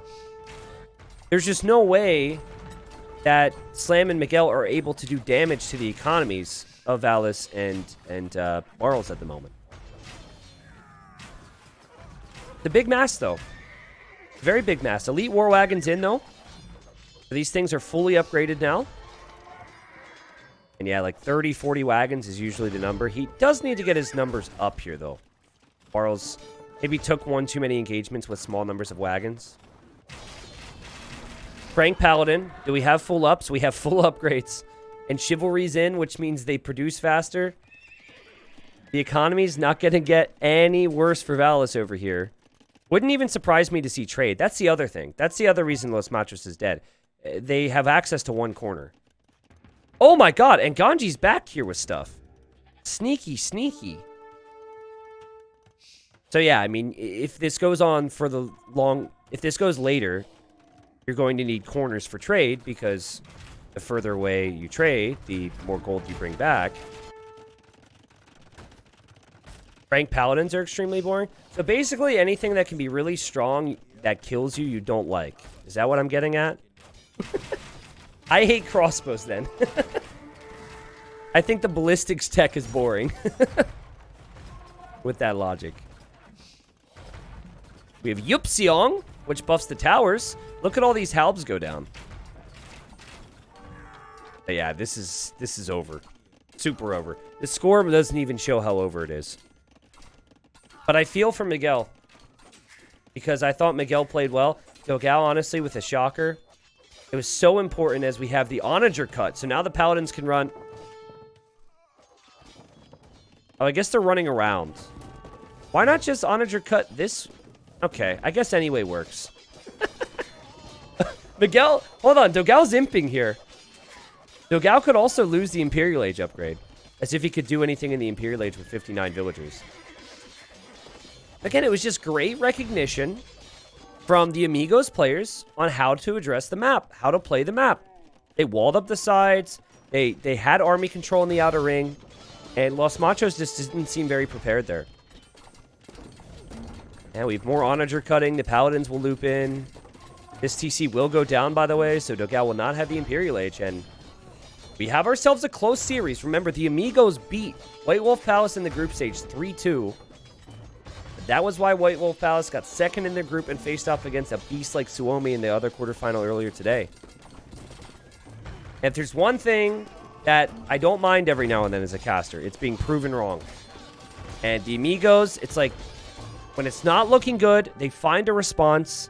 And even in game number 2, I was like, man, this is so bad for them. And guess what? There weren't many of those moments in this game. I looked at the civs. I looked at the approach. Even looking at the lumber camps, I kind of felt like Los Machos didn't have the right strategy down. Well played to the Amigos. And the score is 2-2 here. What a great quarterfinal. Again, it's kind of a rookie mistake. And this map has existed for a while. I know you don't see it all the time, but it's a rookie mistake to not micro your lumberjacks, like we saw very clearly on the other side. Okay, maybe bad example. But Valis was able to get through. Oh, that's because it's not the flank player. Yeah. Valis was able to get through. Barles was able to get through. And Ganji was able to get through. Make it happen. Also, one of the best plays here. So Miguel said, hey, they're walled. I'm not going to make scouts. So this is another example of not recognizing what to do. He said, they're walled. I've gone fast feudal. Why would I ever make scouts? So he didn't make scouts. Alice went fast feudal, made scouts, and they used the cut to their advantage. So Dogao thought, okay, it's just like 1 or 2 archers, I'll be fine. Nope. Scout showed up and massacred him. And then Ganji did a great job walling up, getting the siege in the right positions, and then once he got a small lead over Dogao, he just snowballed that into a massive economy because just Celt things. Really happy we saw Celts picked there. That was a pick that was almost a given on the draft in the past, but we weren't seeing it from some of the other teams. I'll be excited to see if in the other quarterfinals we see that revisited. I think that was like the easiest tournament game that the Amigos are going to have. It didn't seem like they were troubled. Maybe Barles was troubled, but free boom for Valis, no pressure. Free boom for Ganji. Obviously, he had to do well offensively. Barles walled and boomed and made wagons. It was a very simple one. And probably a frustrating one for Los Machos. So, game number 5. I was just explaining how important this one is. Because the Amigos do have a more closed map available.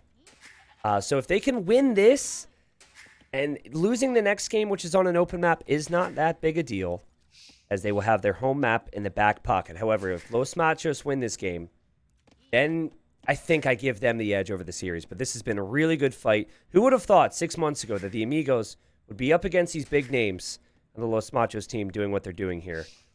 Slam in the red Japanese, Miguel in the yellow Huns, and then Dogao in the magenta Incas against Ganji's Portuguese, Valis' Gurjaras. We'll talk about that more in a sec. And then Barles playing as the Dravidians. Now, I'm going to talk about it now. So the Gurjara is a new civilization. You spawn 2 berry bushes, but then you can garrison your herdables inside of mills. Okay? 3 weeks ago, everyone had 8 goats available on this map. And it was really overpowered for the Gurjaras because there's so much food on the shorefish, no one would ever take their goats in the first place. So they would end up receiving all the goats from their allies and, of course, their own goats. And they'd have 2 mills filled with sheep. Still, though, they changed it down to 4 sheep per player. And now there's 10 in there because there's a max of 10 per mill. This is a nice little bonus. The Gurjaras are very strong civil on this map. But also at the same token, I think the Huns are top tier as well. Not having to build houses is extremely helpful. And the faster stable production is huge. Pay attention to the villagers on shorefish. That is typically what has decided the games here. How much aggression is coming on the shorefish and when. Now, I like the Japanese because of the cheap mills and cheap lumber camps, which allows for some great flexibility. I like the Incas. They don't need to build this many houses because they get more population space per house, which means they save wood in that way. I like all the civs. Portuguese means you have free cartography with your team. Your gold units are cheaper. That can be helpful. Gurjara is, of course, good with scouts, like we said. And then the Dravidians. Everybody complaining about the Dravidians. Oh, Dravidians this, Dravidians that. I've been saying for a couple weeks now, I think they're very comparable to the Japanese. Very good with infantry, very good with archers. Kind of meh otherwise, but the early bonuses can make them strong. And how fitting is it that we have Dravidians versus Japanese? Cheaper barrack technologies means a good man-at-arm rush. Plus 200 wood when you arrive to Feudal means a fantastic archer follow-up. I think Dravidians are in a decent position balance-wise. They're not the best civ ever. Of course, you start to compare this civilization with the Hindustanis and the Gurjaras, and then maybe it's a different convo. But yeah, I played this map before, and it's really awkward. Because sometimes you want to get away with 2 mills. But if you're trying to get away with 2 mills and you're not Japanese, or you're not the Huns, then you have wood issues if you want to go for the early barracks. So with that said, I would say Slam will probably go barracks, and he'll probably go man-at-arms because of all the savings. And then we'll see if Barles is able to get away with... Like, look, he's kind of at the limit with wood, right? So it doesn't feel like the barracks is going to be timed. It doesn't feel like he'll actually be able... to go for man-at-arms and archers. Now you start with a camel on this map. Slam scouting with the camel. And yeah, he's on point, and we also have Barles on point. I love to see that. But yeah, so they should know exactly what I just said. Both players should have a pretty strong idea of how this is going to play out. Just archers over here, just archers over here. Yeah, I think the only civ that can go for a really good man-at-arm archer timing on this map is probably Japanese right now. Which is, I guess, why I would put them ahead of the Dravidians on this type of map, where you have to place so many mills for efficient food. If it's Arabia, it's pretty close. Pretty close. A little closer, I'd say. But the big bonuses for Dravidians come in early feudal. Japanese, it starts to taper off a little bit. Watch out for the double stable. Okay, so we have this. That's one stable. Let's see if the double stable will happen for Miguel later. Also, Miguel has really spread out his villagers. I'm also noticing that he's walled in his lumber camp over here. It's an interesting choice. I like it, actually. Notice the choice here is a lot harder to defend. And speaking of defense... Oh, slam. Okay, taking the fight here. And then the camels are just distracting, but this will mean no men-at-arms for either player. And that's actually really good for Barles. I didn't catch the fact he made... No, he completed men-at-arms! Okay, well, whatever. It's cheaper. Whatever, who cares? What is it, 50% off? That's not too bad. I think that's 50 food, 20 gold. That's fine. He also made an extra man-at-arms, so I guess that is some expense. But in the end, he's going double range. And his teammate here is just going to finish off that militia. Okay. Double range for Slam and the blacksmith. Slam might be surprised by one man-at-arm, but what's really going to hurt him is if the scouts hit him. I wasn't in love with the uptime for Miguel, but notice that he's going double stable. So he will recover the scout numbers pretty quickly. And we only have one stable for Valis. Again, he's got to make houses. And he's expanding his mills. Huns don't have to make the houses here. But the exposed player is Slam at the moment. He's actually pre-towering this.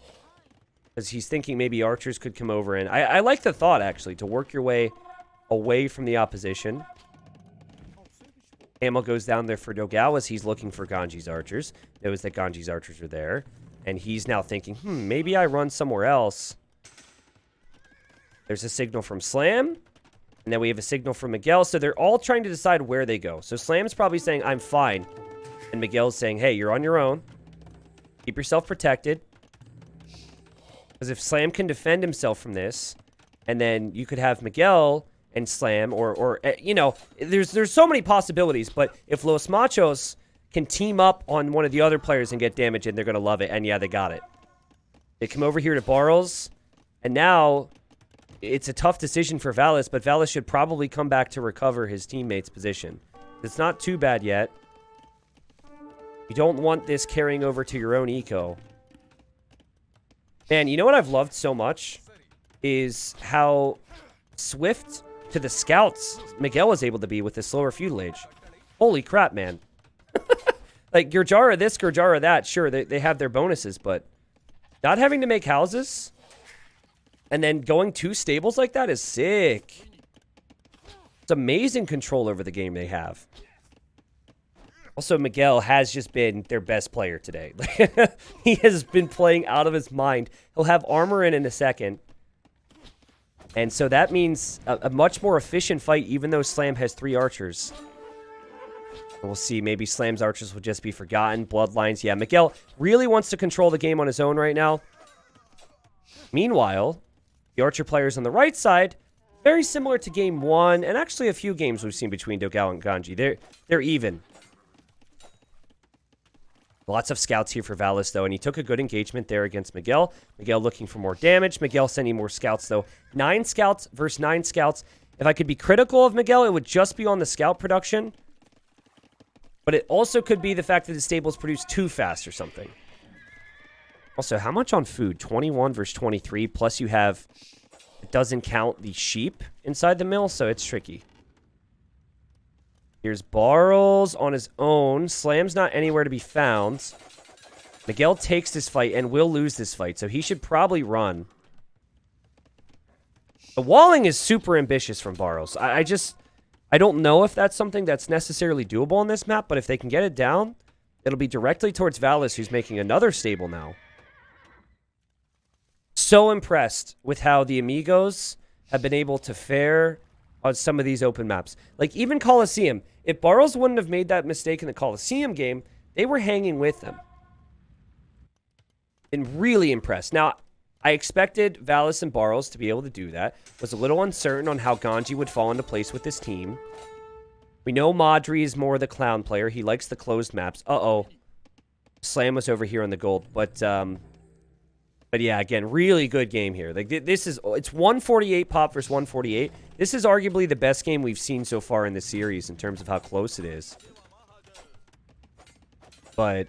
Again, paying attention to the numbers. Miguel has dropped off heavily, and Barrows is now here. And don't tell me the Amigos are going to take a win here on the more open map. Oh, man, you've got scouts now. I remember these scouts had just passed Dogao. They're on Miguel, so he has to recover there. But as he tries to react there, all this is happening. And all of a sudden, the Amigos are taking full control over this game. Valis has barely been touched at home. His eco, untouched. Also, 0 farms. Just give me fish. Give me fish. It's faster than farms. This is enough to end the game right here. Because Miguel has so little on food. He has 8 on food. He cannot produce scouts like Valis can. So the archer players are really going to have to perform well. And oh, Dogao has so many. But has he gone too far? What a crazy fight this is going to be. And right now, it seems like they could actually clear up the Amigos. Dogao's archer mass is much higher. He really needs to finish this tower. Dogao, finish the tower. That would help so much. Finish the tower. Dogao. Hello? Dogao. I'm very confused. Everything's confusing. Everything's crazy. Crazy scout production. Miguel recovering. Ganji will be in Castle Age, though. And Ganji will have crossbows. And he's just saying, just passing to Dogao. But no, he shouldn't. He should stay on the golds. Dogao has clicked up himself. He's currently sitting at 9 army. Ganji is sitting at 21. And now he is just passing Dogao. And they're heading towards Miguel. He did go to stone so we could get towers up. But he wasn't able to get them up in time. Slam's not anywhere close to clicking up either. Look at Slam. Look at him try and help his team right now. Oh, Slam did click up, excuse me. I looked at his resources, didn't see he was up there. Okay, that's good for them then. Because Barrows hasn't clicked up just yet. I guess the question is which 2 players would you want in Castle? Would you want 1 knight player? Or I guess not knights, but would you want a pocket and a flank, or would you want both flanks? The answer, as always, is it depends. But Miguel is going to die to this pressure. Miguel cannot defend this. And there's no way to get momentum back on your side if you're constantly reacting to this, which is the case right now. Valis is full on max production of scouts. He is not stopping. He's got 26 of them, and his teammates are going to have crossbows with him. Now, Ganji traveled a long way, but he now has another force looping over to Dogao. And after this fight finishes, it is all the Amigos! 65 army! Only 30 for Los Machos, and the game is called Amigos. Before the redraft, they'll have to draft new civilizations. Goes up 3-2. What a sick performance from them. Wow, they played really well. Now, I need to look at the food count right now. I think there's going to be a big gap. Okay, so 5,200 for Miguel, 6967. Ah, so close for Valis. What I need to check, though, is right about here. Okay, 18 versus 19 on food, right? This is all normal, but how much of it is on shorefish? 5, 11, 10, excuse me, versus 22. Am I getting that right? No. Cancel these. 16. So let me humor me for a second. I just want to look through and look at the food speed. Okay, so right here are the food amount. 2,900, 2,750. That's at 1318. Let's go to 15 minutes. 3,600 versus 3,300. You see how he's extending his lead there in the food? And I don't think that's just the goats, by the way. I think that's purely the amount he has on shorefish. I saw a game earlier today where Yo started to farm, kind of like Miguel started to do. The amount on food looks the same, but the rate at which the food is coming in is just not the same. And, you know, I could go for another example. We'll go, at this point, they started to take damage, so it's a little different. But even now, 4,500 versus 4,100. I mean, that was the difference in some of the scout fights. Look at the numbers right there. They'll count the same, numbers not so much. And so, you know, it's a map where you need to toss everything on shorefish. It's just how it goes for food. If you're the scout player anyways, I mean, I guess you can get away with other things if you're archers. But that's exactly what Valis did, and I would have to look at the full build order. I can understand why Miguel would just want to take what's left over, but it actually would make more sense. Instead of seeding these farms, which would cost 5 times 6, 300 wood, it would actually make more sense to drop more mills, I think. But then it was problematic because Valis was there at this stage. It's tricky. Tricky stuff. Yeah, R-Base, I think there is a graph here. We'll have the supplemental draft next, so that'll take a little bit of time. Let's see. Food graph. I don't use this a lot. You're going to have to help me. Economy. You know what I click? Hide economy text. Hide age text. Is there a way to separate it with food? This is going to be worth it, everybody. Stacked. Nope, not what I want. Arrow. Aha. Food collected. Boom. See that? And you can tell the second he got to pull off. And then it just zoom. I mean, you could make arguments that Barles was a little bit ahead of Slam as well. Though, you know, that's not the biggest deal there. That was the difference. So, you know, I guess I should just do this instead of going through the actual game. This is actually really, really cool. And just big differences there. And I think maybe the sheep had Valis slightly ahead at this stage, right? It's like nothing crazy. But having the sheep in there is certainly extended lead. And then just having more villagers on the shorefish gave him the victory. Yeah, I guess there's a big list there of things I can do. I should maybe do that more frequently. That's cool. I really like that. Who would have thought we'd be here at Game 6 and Amigos would be up 3-2? Well, I did say that the Amigos would win 4-3 today. I just said it when everyone else was saying Los Machos 4-1, Los Machos 4-2. Regardless of how you predicted things, guys, you have to respect the Amigos and how well they have played. And this is after, I mean, one game in particular, one of their losses was just had a really bad start. And after game 1, they could have easily lost their momentum, lost their focus, and been rolled today. That is not the case. But Dogao, you know, he has actually had some shaky games, and here he is with the Vietnamese. He knows exactly where the enemy is, and he's here to lame Barles. Los Machos need to win here, otherwise they're out of the event. And they have performed well in this tournament, but can Dogao get the lame? It looks like he's close. And now Barles is going to decide to black the elephant. So a big reason you pick Vietnamese is for this right here. There are other bonuses for Vietnamese. So far, the execution has been solid for Dogao. This is Gaia's vision. It looks very different, right? So if that scout ever leaves Gaia's vision for a second, the elephant will stop chasing. But so far, Dogao stayed close. He's very close. He's close to the TC, over to Barles. And now he gets hit by the TC, and that isn't the end of the world for Barles because Dogao's pretty weak over here himself. But obviously, you know, it does mean that if he finds an elephant, he has to think twice about stealing one back. Now, he's very close to the berries here. Could have found an elephant there. Nothing. So I'll keep an eye on this, guys. But we have Dogao playing as the Vietnamese. We have Miguel playing as the Magyars. And then in the red, we have Slam playing as the Incas. Great archer civs on the sides. And then good scout civilizations elsewhere.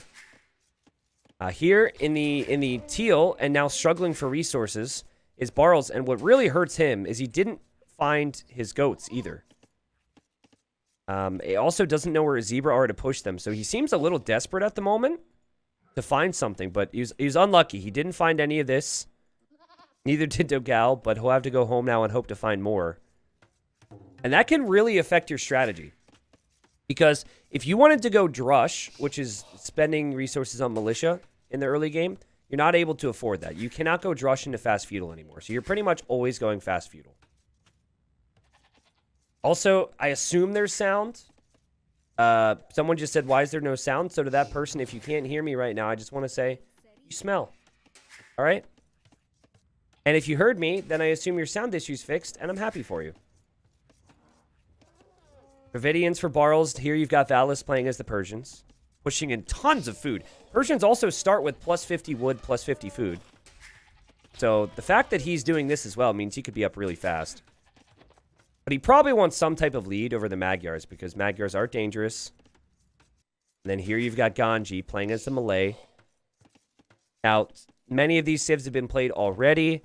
If you're following and trying to figure out why we're seeing a repeat of civs, it's because their structure is a best-of-5 civ draft for the first 5 games. And then they will do a supplemental draft for the final 2 games, which actually operates very differently. You have a lot of bans and quite a few picks as well. So that's why we're seeing a repeat of civs here. Have to expect that Los Machos would get the W here. And that we would go on to a game 7 if you're going based on what the players are known for. Oh, man, Barls. He's trying desperately to push in the Zebra. I think you have to farm, though. I think you have to farm. You look at his wood count right now. You have to at least add some farms here. It's not pretty, okay? It's not pretty, and I'm sure it doesn't feel good. But you have to at least get some food income. Great teamwork from Valis, though. Actually, what happened there? How did he... I think... I have to rewatch that. But anyways, he gets the food underneath his TC. He's going to try desperately to click up. Dogao has benefited from picking Vietnamese, benefited from the lame, and he's already on the way to Feudal Age with a crazy uptime. 20 population, and he's going to have archers coming out. Marcus, potentially. So he says, when you have Vietnamese in your team, could it be a viable strategy for you in your pocket to double lame one of the opponents? I think potentially, but I think what's wiser for the middle players or the pocket players is to get as much food as possible pushed into their TC to have fast uptimes. So laming is risky. There's pros and cons to it. Like Dogao having a weak scout, for example, and not being able to see what Barles is up to. Dogao having a weak scout and not being able to stop any walls because it's weak. And I think if you were to try and run forward with the middle player, and then you wouldn't find any damage, and then the other guy pushed in all their food, it would hurt you too much. So I would not suggest that personally. Maybe in a world where the teams were not very close in skill, and then you could have the weaker teams do that. But yeah, Dogao's scout is dead now. And so if you look at Dogao's scouting, he was actually fortunate. He knows where the berries are, he knows where the gold is, but Barles should be able to manage this somewhat. Thought I heard something attacking. No, there's a scout here. Okay, so this is where it gets dicey. We have a Magyar scout. Now Miguel comes in. Again, also having the middle... Having the pocket player with a full HP scout is huge. Miguel signaling there's his barracks. What he hasn't seen is any walls yet. And Barles also knows about this. And did Miguel see that? I think he did. And I think he's waiting. Look at this. Oh my god, this is so smart. Don't tell me. Oh my god. What a play. This is amazing. He's watching her. And he's waiting. And Barles is like, I don't know about this. Where will he send the spear? Does he know? Okay, wait. And immediately the scout shows up. Now the spearman is on the way. It is possible this villager gets saved, but that's impressive. Meanwhile, by the way, we had Barles, and we also had Valis over here trying to attack on this side. Miguel gets the villager. That was amazing. That was so well played from Miguel. But he is... Oh, no, he'll make it out of here, too.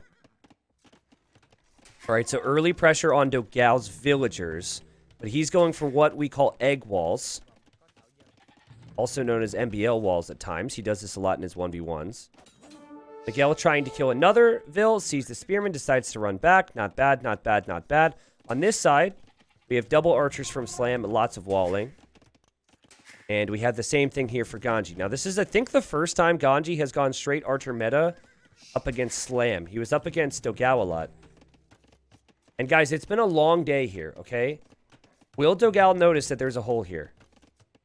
It kind of, if he's tired, that bamboo might deceive him, and he might think that's the tree. But that is clearly a hole. We'll see if that even plays a part, but... I mean, he's going to think this is fully walled. Here comes Miguel with his scouts, clearly coming over to Dogao's side. Dogao moving out without fletching. Not a good move, generally. He sees this. He's pretty close, so he could always quickly house wall if he realizes. But the longer it goes and enemy army doesn't run through, the more he's just going to assume that he's fine here. Here comes Slam. Slam is moving forward towards the pocket. This is an important moment. Has Ganji been tracking this at all? Not really. This is maybe a small difference, and watch me get ahead of myself here, but maybe a small difference between someone like Slam and someone like Ganji, just not tracking the army. And oh, he sees the eagle now. But that might tell him the army would be following that. So far, so good, actually, for Barles with his army production. He's done a great job. After that lame, it could have been way worse for him. Fletching now on the way for Ganji. Fletching now on the way for Barles. Fletching is in for Slam and Dogao. Ooh. Oh, interesting. Slam a little paranoid now. Now he's backing up. They're looking for each other over here. Persians actually have the better economy. Persian TCs work faster starting in Feudal Age. And Persian started with the extra resources. Also, Persian knights have +2 attack versus archers. So anytime there's an engagement against archers, it benefits the Persians. Magyars do get the attack upgrades for free, though. So I guess in some ways that's even. It kind of depends. The Amigos are showing what they're capable of. Just because they have Madri on the team, who loves the closed maps, does not mean these players are not great on Arabia.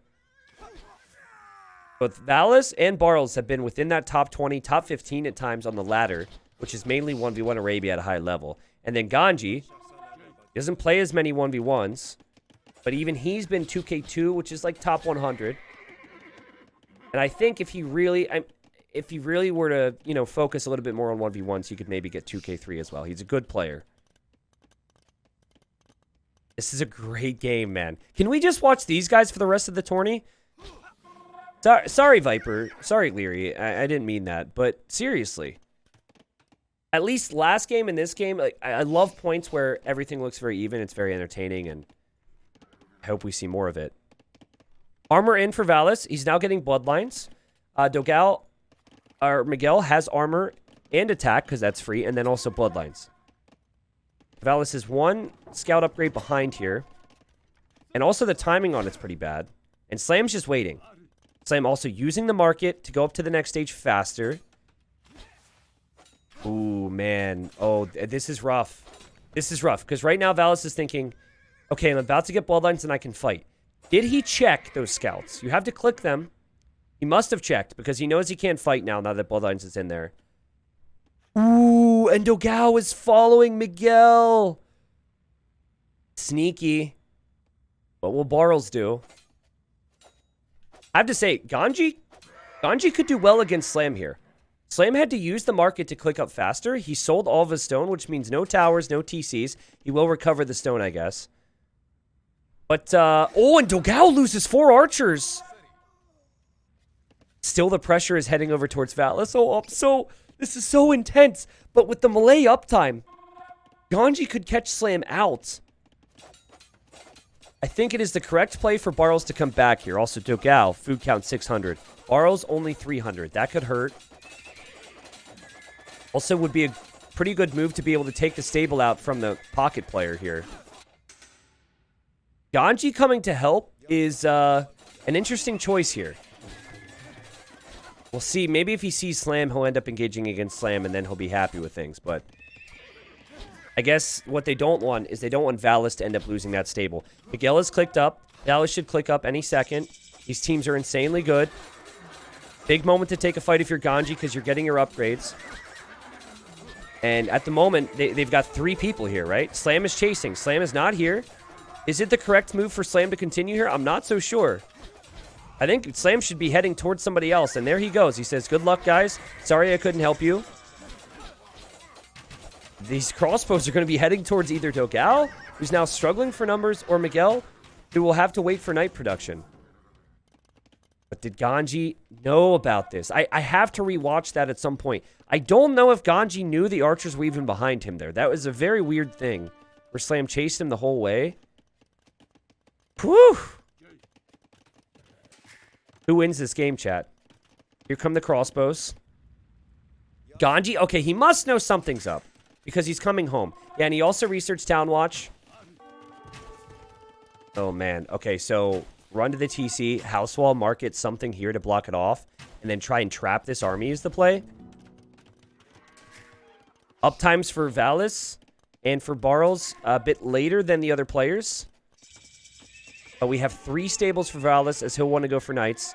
A lot of momentum right now for Los Machos. I think this was the correct play. But having to bring this army back home and having to leave gold. Oh, man, it's so bad for Ganji. Would have loved to have seen a few more buildings there. Like, I feel like he could have stayed on gold this whole time. Leaving this wood line was understandable. But now everything's kind of disrupted. Let's see how Slam micros this one. This is all before knights would arrive, of course. Ballistics in. Ballistics in for both, actually. So, you're going to see the micro nerd strat. And players will try their best to dodge some shots here. Slam's going to get cleared. At the end, though, think about all the crossbows that Ganji couldn't queue. So, throughout that whole time, as Slam is still buying time, he's able to produce crossbows. He's not, of course, because he wants to make me look stupid. But you see what I mean. He was producing crossbows. Ganji... Okay, I guess he could produce... you get what I'm saying. Crossbow army for Dogao over here. Does he still have that hole, by the way? The hole is still there. He kills a villager at Barles' base. Barles on 16 army. Dogao on 26. His house is going to melt quickly. This is where a market needs to save you. Barles doesn't have the wood for it. Barles doesn't have the wood to place a building here. He will have to defend on his own. Will that be enough? Well, looks like it might just be enough. He's confident enough anyways. Meanwhile, Slam is getting doubled. And Miguel, he's actually over here with scouts. That means nothing here. What a great move from Valis and Ganji to get a recovery on Slam. Slam plummets to 2 military. But at the same time, Barles could be screwed. So we have 2 different flank players getting overwhelmed by 2 armies. The beauty of 3v3 is normally you have like a 2v2 and then a 1v1. That's how you tend to see a lot of these games play out. But now it just comes down to who can play into damage control the most. Seems like it's going to be Slam. He's got a TC. He's got a tower. He's got more resistance here. Also, Miguel was able to get through with some scouts, which I don't know if it'll accomplish. Oh, no, it will accomplish a lot. Look at that. Villager down. Other villager will go down. I don't know if that was intentional from him to split the scouts onto different villagers, or if he just forgot about it right now and he's microing this. But that definitely puts him ahead. And yeah, Barles is struggling right now. And so what's being said on the voice comms right now, Barles is saying, you need to kill Slam. You really need to force some aggression here. And so they're trying. And now, you know, Miguel will know that all he needs to do is keep Slam alive. So Miguel's new army is all going to come over here right now. And there it is. I think Slam's situation is still much more manageable. He's got a bigger vill count. He has TCs to hop into. And also Miguel's support should be enough to deal with this entirely. But, oh, jeez. I don't know now. 45 villagers. It's 38 for Barles. Barles actually has more army anyways. Great job from Valis, though. Valis and Ganji have played really well here. When I think Malay, I think faster to the next stage. And when I look at Ganji here, that's on my mind. Farm as much as possible. Save as much food as possible. And hope that can be the difference maker. Because you know that Barles isn't going to be able to do that. But then, I keep thinking about Miguel. Think how strong he's been in this series with Knights. The instances where their team is lost is like a game where he kind of hit his strength with Knights and it ended. Or games where he couldn't move around because of the closeness. But on an open lands map, fantastic position for him. And he's typically going to take advantage of it. I love this. I love this. They're able to take out the stables. And if they take out the stables, that is less production for Valis. And what you do here is you queue up units and you micro units. You can't think about, oh, did I just queue up a knight in a stable that's about to go down? That's like too much attention to detail. You just have them all selected. Oh, man. Okay, now, I think whether or not this works out for Los Machos is dependent on if they get trapped or not. Because if they try and leave, they'll realize they're trapped. They need to run this way. They need to be running towards the south. They're kind of getting away. Miguel is on the other side of this. I'm not sure who this is a trap for. And it's more than worth it for Valis to just try and get any building down. But in the end, as Knights come in from the other side, it's still a pretty good fight for Los Machos. Also, you have Slam. Slam hitting the gold. Slam will hit the production. Slam will actually have more villagers than Ganji now. And in the end, Miguel gets through. Miguel with 71 villagers, untouched at home. Valis just dropping anything he can here to allow these crossbows to get more value. But the Knights will say just passing. There's almost no army for Valis here, and this is probably where the GG's called. Dogao's everywhere. Slam is everywhere. Miguel's everywhere. We have a Game 7, and I am so confused and so excited about it. What are Gurjara's going to do? Was it a misclick? I don't know. And I'll show the draft. I know we're editing out some things for people who watch later on YouTube. I'll make sure you see the draft real quick after this. Hopefully, so there's no mistakes with the edits. What a great game from Los Machos, but kind of expected, right? You look at the civilizations and you look at the players. This is the type of game that Los Machos would want to win. They executed very well here. Dogao obviously benefited from the lane, but I think what was probably the big difference maker was how Los Machos was able to control the game. Now, you can make arguments that they were able to control the game better because Barros had to catch up in this game, and that's definitely true. But the army movement, the army production was solid. Lovely play from Slam. Loved how he was able to get up as quickly as he could against the Malay. And very good damage control from him to be able to protect himself when there were two armies in his base there. Also, Miguel is just Miguel. I mean, I have no words for him at this point. He's very good. Okay, so back to the draft real quick. Hopefully Hardy doesn't clip this out for those watching later. So, the reason I'm excited and confused is because I don't know why Gurjaris was picked first here. They did a new draft. I'll cross off the civs, and then we can think about it. Look at when these civs were picked. Basically, Amigos said, whatever. If we lose this, who cares? We can win game number 7 because it's on our map. So, meanwhile, the picks that got the victory there for Los Machos were fairly early, right? What was it, Incas? Yeah. So I think we're going to see Hindustanis, Italians, and Bohemians for Los Machos. I think that's their best pick. I think we're going to see Koreans and Poles and then Gurjaras for the Amigos. But I only think we're going to see Gurjaras because Gurjaras was picked first. And I don't necessarily understand that. I'd love to be proven wrong, though. We'll see. Otherwise, it's going to look really bad. If Gurjaras doesn't make any sense, they might as well have just picked Hindustanis or something. Some other civilization. Maybe they wanted to deny it from opponent on Savannah? No, because they only need one win, right? You don't go about denying things. It's a good thought, but you don't need to deny anything when you need one win from 2 games. So they had 7 picks to pick 3 civs to get 1 win, essentially. Yeah, and they also could have banned it. Yeah, true. We'll see.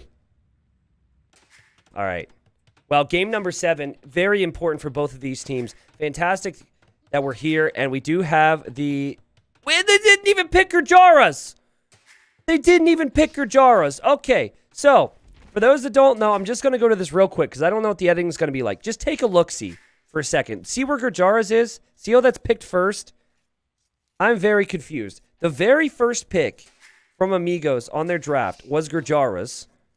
And we were all like, man, they must have some master plan because it would have looked really bad if they wasted their first pick on a Civ they weren't going to use. They're not using Gurjaras. We have the Amigos, who have gone so far in this event, hoping to go further. They're 1 win away. We have Ganji playing as the Poles in the blue. His flank is Madri, who has come in. He, I think, played 1 game today.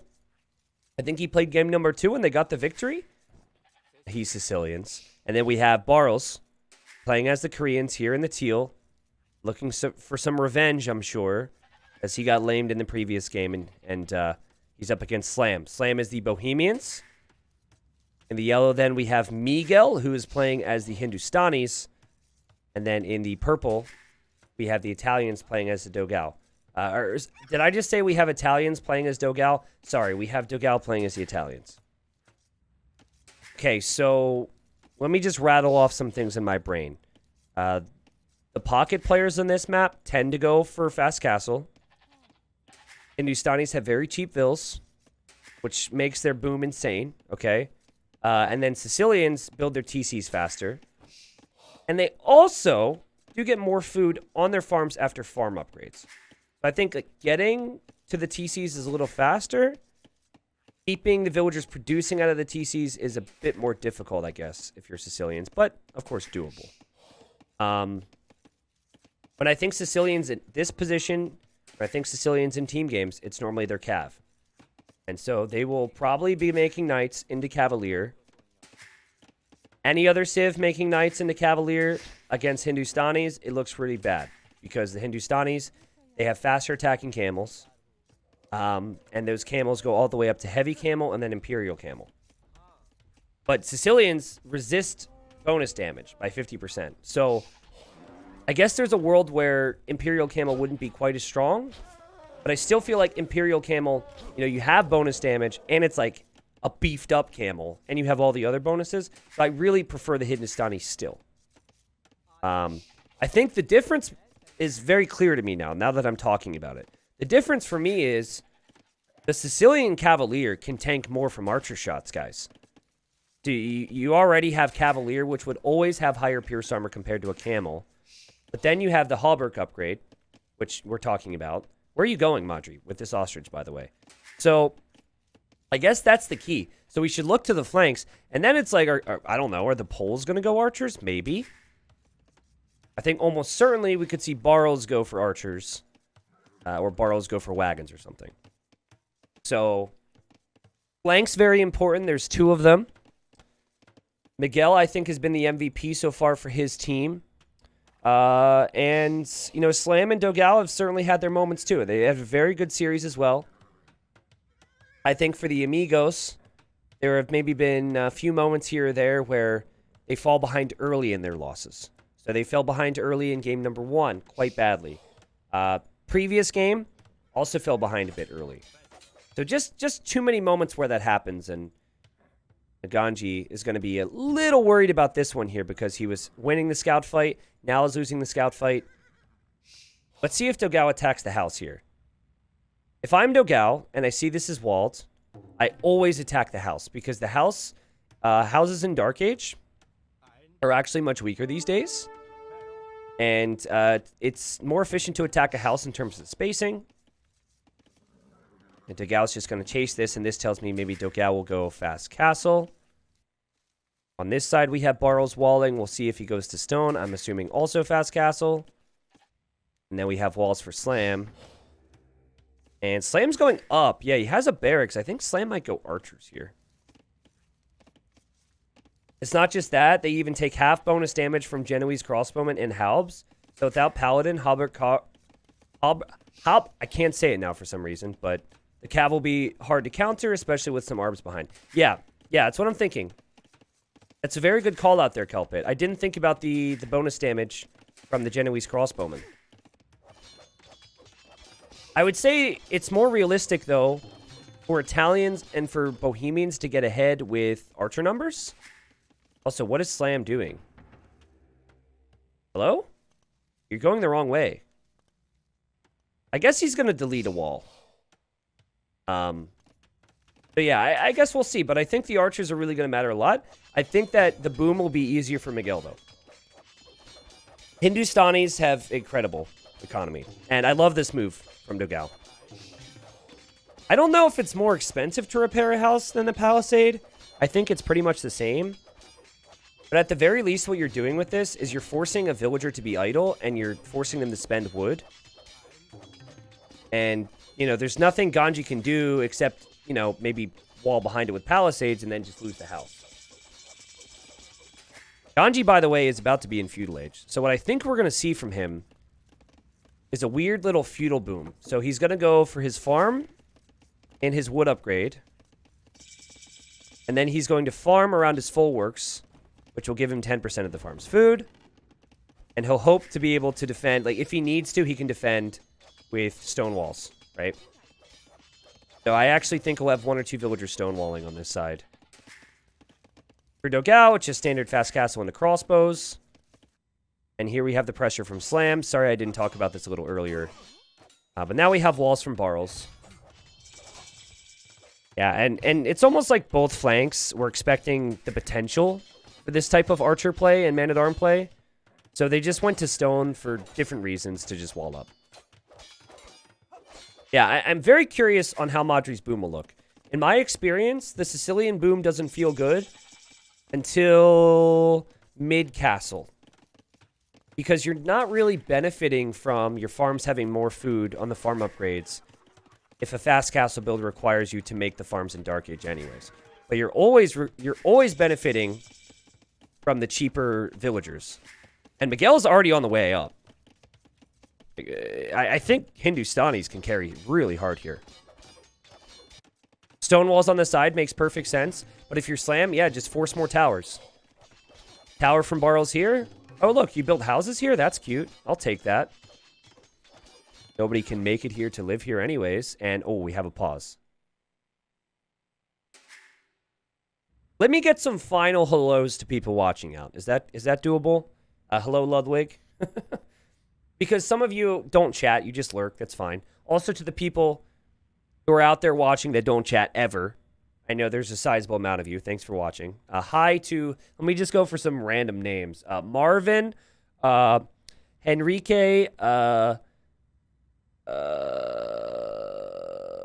Samantha. I don't know why I had to think that long for that name. What's up, Syed? Morelle, hello. Casper, hello. Michael, hello. Sebastian, Ensberg. Hello, Latoin, Christar. I said hi to some of you guys already. This is cheating. Hello, Sam. Hello, Tom. What's up, Colin? What's up, Tima? Martin?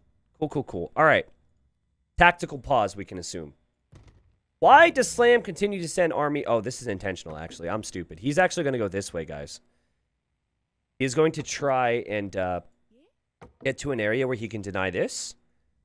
And maybe even deny this. Because when Madri reaches castle... Madri is ideally going to get a town center up on this gold, or one of these golds. So he's waiting to cut through. And we'll see a similar thing for Miguel, most likely. Bite-sized big toe, hi. What's up, Conquistor? Main return, hello. Hick, hello. Frederick, hello. Kumar. Woad Raider, hello. Game 7. We love games. Woo! That's my song. I do like live games. Live games have a great feel to them. It's very convenient to be like, oh, live games means delays when there's a delay here or there. But let's hope everything's okay.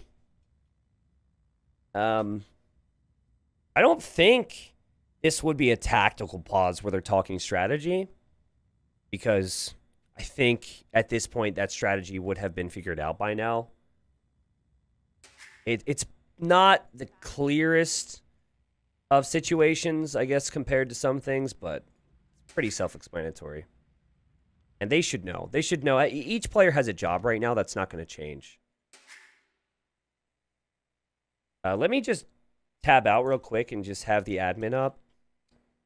See if there's any updates here. Oh, of course. Okay, we're back. We're back. Apparently tabbing out fixes all the problems. There we go. So, the player that I think is the most... The player's position that I think is the most confusing for me is Ganji at the moment. Because his food eco doesn't look that great. And I don't know if he can up the Castle Age off of it. However, he's poles, and poles have a tendency to surprise people. Dogao on the way to Castle Age already, though. And already making archers. So, yeah, I mean... Again, you're going to see more farms around these folwarks, and that food count's going to really start to spike here for Ganji.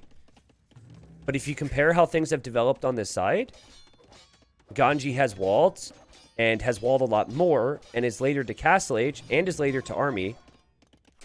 So Gao's already up. And he's actually investing into a ton of Army, too. The scouts are free.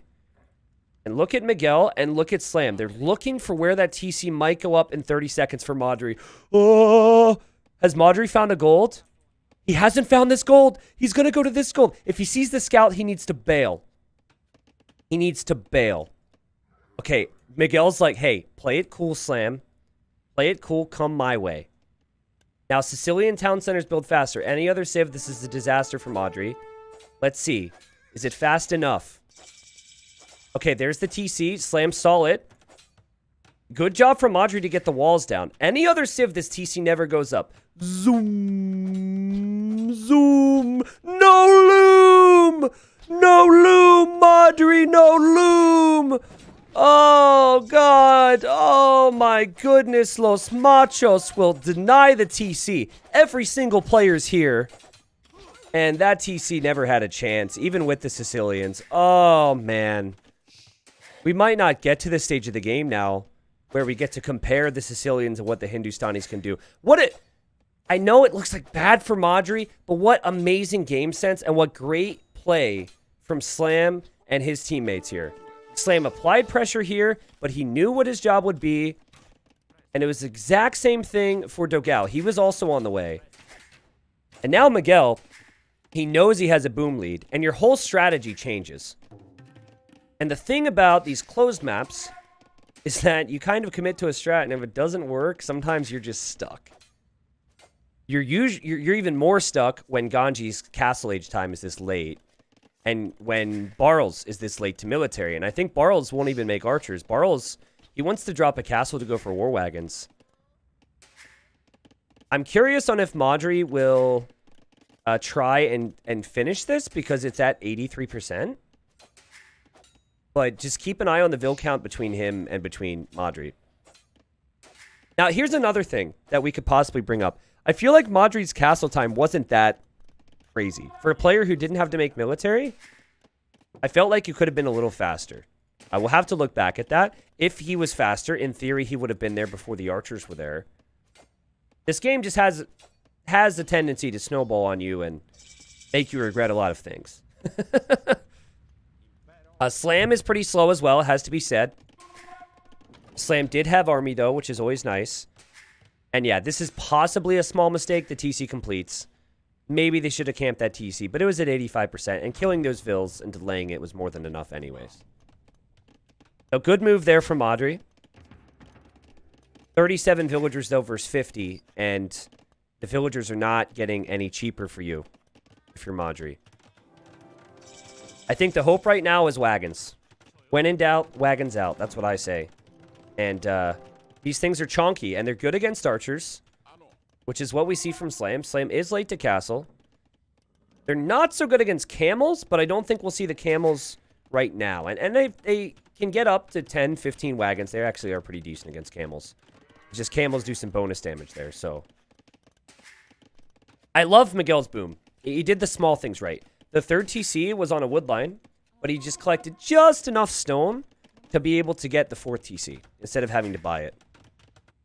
A lot of players will use the market, but when you have 6 players booming, there's a lot of buying and selling of things. Ganji on crossbow, and we have another pause.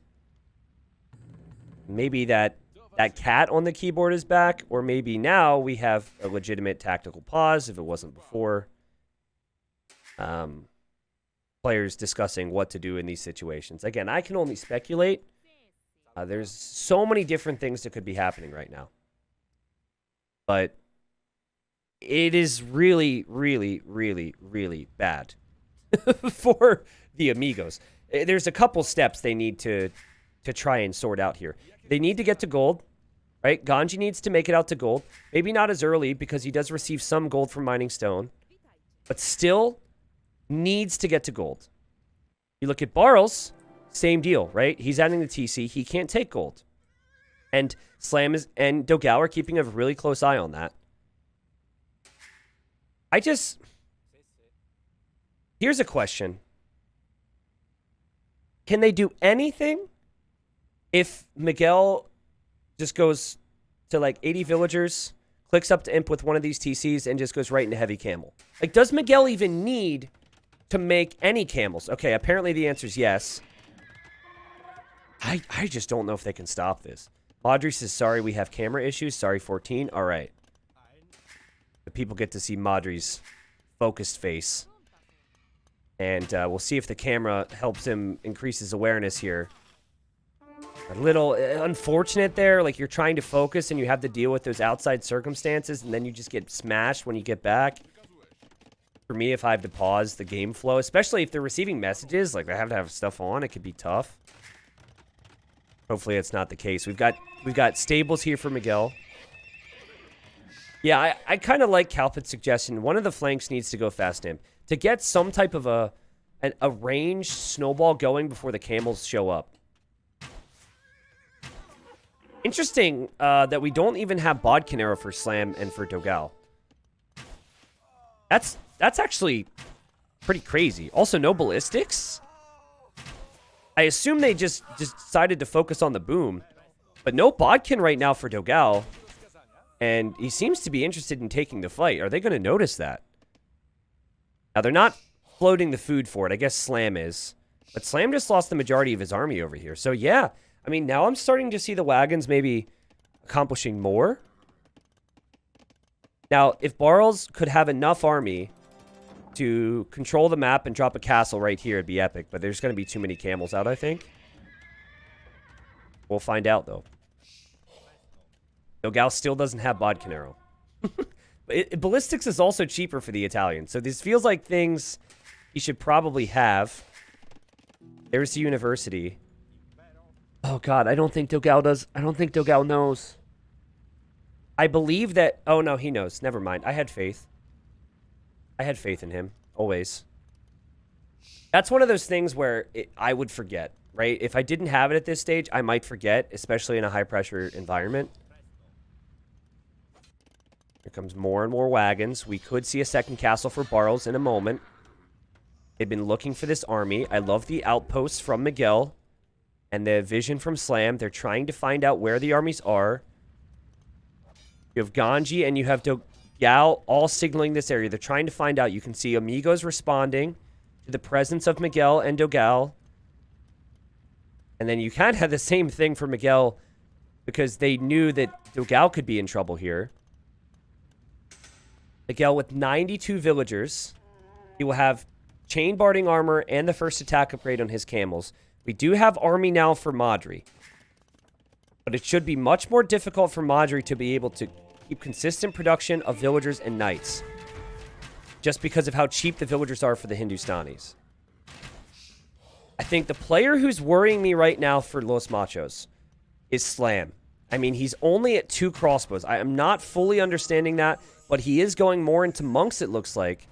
Maybe not having faith against the wagons. Not faith as in, like, converting faith. But, you know, he just doesn't think that crossbows would work. And I would have liked a combination there. Like, continue to make crossbows. I guess in the end, the crossbows for the enemy is on the other side, and that's really the biggest threat against any monk. So, actually, I don't mind a few more monks for Slam. And here he comes. The pressure is clearly on. And we are nearing the moment where this will snowball. If there's a big enough force here for Miguel, Dogao, and Slam, they could just lead that to a castle drop right on this town center. We might actually see the vills here, guys. Yeah. Here it is.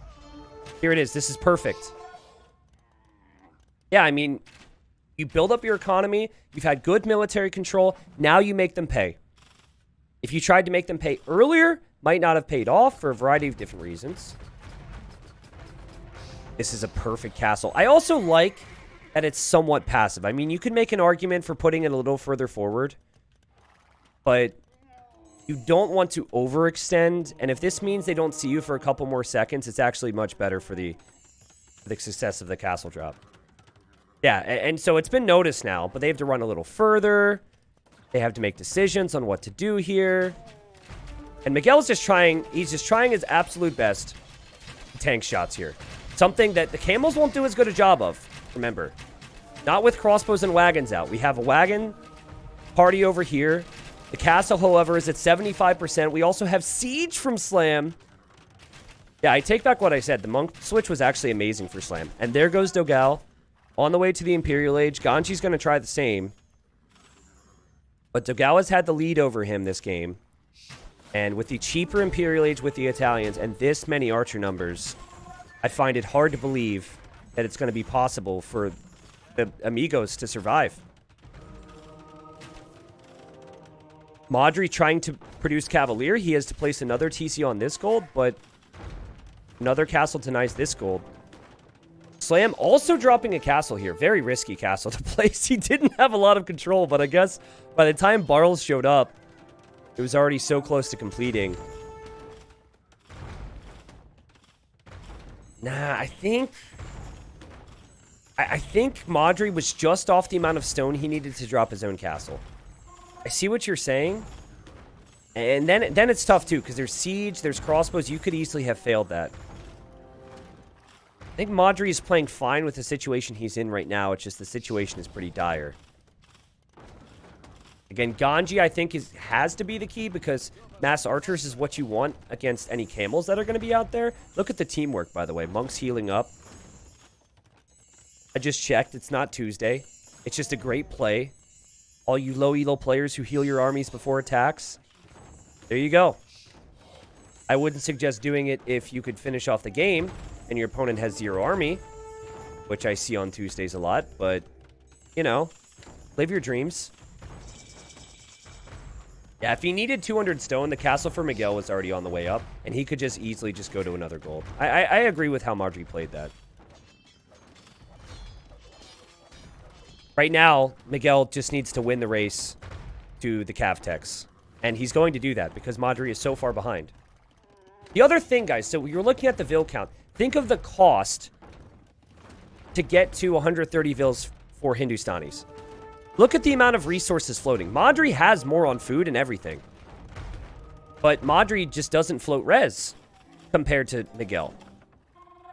Also, this is a little worrying for Slam. He does have 92 villagers, though. And yeah, Miguel is here to save the day. Castle should complete. This castle here is denied by Madri. Madri unable to complete this. And I think you could also look back at the Gurjara's pick. I mean, obviously, when you're in the game, you've got to play it. And Los Machos has outperformed, I think, on every side, really. I think that Slam, Dogao, and Miguel have both outplayed their sides. Economically, they have. But also with how they played with military in this game. Might as well have been 3 separate 1v1 victories. Obviously, it's not that simple, but... yeah, this is the best case scenario for them right now. The best case fight is right now, before Miguel is able to get heavy camo. Madri sending everything he's got at this. He's not going to leave with much. He does get the castle up. Also, there's a monk with a relic there. Keep an eye on him. But Slam, being in the Imperial Age... oops, sorry, monk. Slam will be able to make trebs to push this back. The army count right now, pretty good for the Amigos. But they're also fighting underneath castles right now, and... Miguel will have heavy camel. Miguel, obviously, an imp. Barles is on the way to the Imperial Age. But I don't think you can fight underneath castles for very long if you're Barles. And I think that Ganji would need some push against Dogao, and that's just not going to happen. Dogao has a better economy. Dogao has more Arbalest as well. Great series, man. Great series. Grand Trunk Road increases the gold income. for the Hindustanis. And Barrow's trying his best to take out the Treb. Oh, Dogao is going to repair it as well. Yeah. And then typically what you see is you just, you idle for a second to get Imperial Camel. Meanwhile, Slam is getting Hufnitze out. So he's massing the cannons that will upgrade here in a second. Very expensive upgrade, but Slam had a pretty nasty taste of the Hufnitzes earlier. They were winning game number 1. Feels like a lifetime ago, but yeah, they were winning game 1. Slam had a great push against Valis, who's now on the bench, of course. And then the Hufnitze came out, and it was almost impossible to stop. Yeah, again, hard for me to be critical of anything Madri has done ever since that TC was denied. That was not the game-winning play, but that was certainly what gave them such a big lead here. I would have loved to have seen what happens in this game if Madri would have gone to this gold first. He didn't actually have it scouted. If he goes there and completes the TC, I would have really wondered what this game would look like, because I think it would be a lot closer right now. And then we could actually have seen, Dogao. Then we actually would get to maybe see how strong the upgrades are with Sicilian Hauberk and how that would fare against Imp Camel. But now we have Imp Camel against just Arbalest and Knights and all the sieges here from Miguel. He knows not to trickle Treb. One castle goes down for Ganji. The next castle will follow. Golden come, the villagers, the production, everything's falling apart. Also, Slam has cleared this up. There's very little from Barrels. See, he's got a few wagons out there. With a unit like that, it's about massing it and keeping your mass. Taking engagements with smaller numbers is what he had to do because of the pressure, but not something he really wanted to do. And yeah, now Hufnitze's in, the TCs will melt. And now Cavalier's on the way. But we still... The only real bonus you're working with is just the fact you resist conversions here. You still don't even have a Hauberk upgrade. And he has the resources for it. Maybe... Okay, there it is. He's researching it now. But he's going to have... He has one military. And it's actually the monk. So... It's just too little too late. I think the time window would have been really small anyways. But Gurjara's on the draft. Ugh. So painful. They could have had him. In theory, they had the very first pick, right? So, you guys tell me, what was the best civilization for Pocket? After the bans. We could speculate later. Caster's job is to speculate, right? Needlessly speculate at times. We can tell you it wasn't the Gurjaras. And they chose Gurjaras. And they didn't play the Gurjaras. And the Hindustanis is looking pretty freaking good here. GG's called. I appreciate the respect from Ganji here. He says, good luck, but next. Which is a typo, obviously. Good luck next. And the Amigos played very well. Guys, if you didn't follow the earlier stages, first off, the Amigos, they'd never played together in this capacity before. They have played together in various ranked team games, and they play a lot of Black Forest, etc. They're all well-established 1v1 players. But to have a team of Barles, Madri, and Valis is one thing, because Madri does prefer the closed maps. He's more of a specialist. But then they brought in Ganji.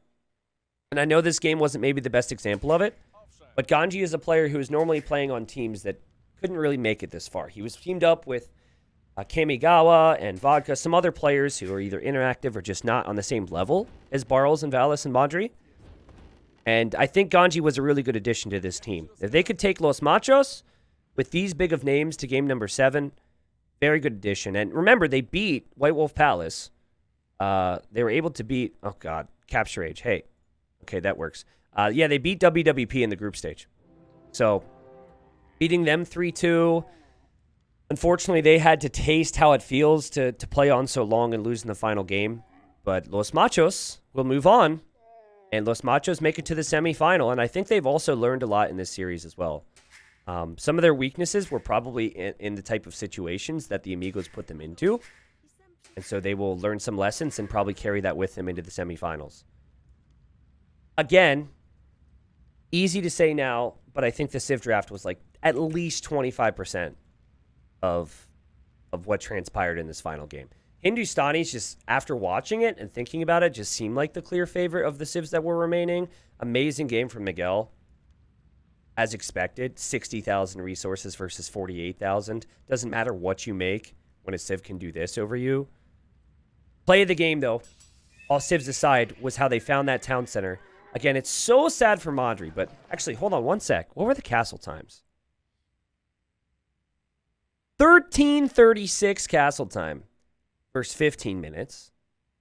15:22 versus 19 minutes. And then I guess Slam was a little later than Barrels. This was a sick build from Dogao. Let's be honest. That's just disgusting. Behind a Drush into 2 range archers, too. Normally, something's going to give. You can do that, but you don't Drush. Or you can do that, but you don't have 2 range archers. How do you do everything? And then this is just, that was, and also stretching it. But Miguel made the Hindustanis look good. Again, Madri will feel so sad about this because if you go back... Okay, so obviously it got denied at this point. Okay, so right here. He's just looking for a gold. He knows he needs to get the TC up. If he goes this direction, he gets the TC up on that gold. If he goes this way, he probably does as well.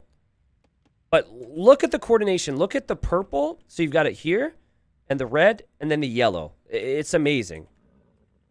This is the stuff that the high-level players are able to do. And I don't know if it tracked a signal here at all. Yeah, Dogao's saying, I'm here. Miguel's saying, yeah. Miguel's like, hey, come here. And now Slam sees it, and then the rest is history. And poor Madri had no clue. He knew the scouts were there, but he had no clue whatsoever. And I don't know how this happened, by the way. That's kind of funny. But yeah, the TC got denied, and the rest was history.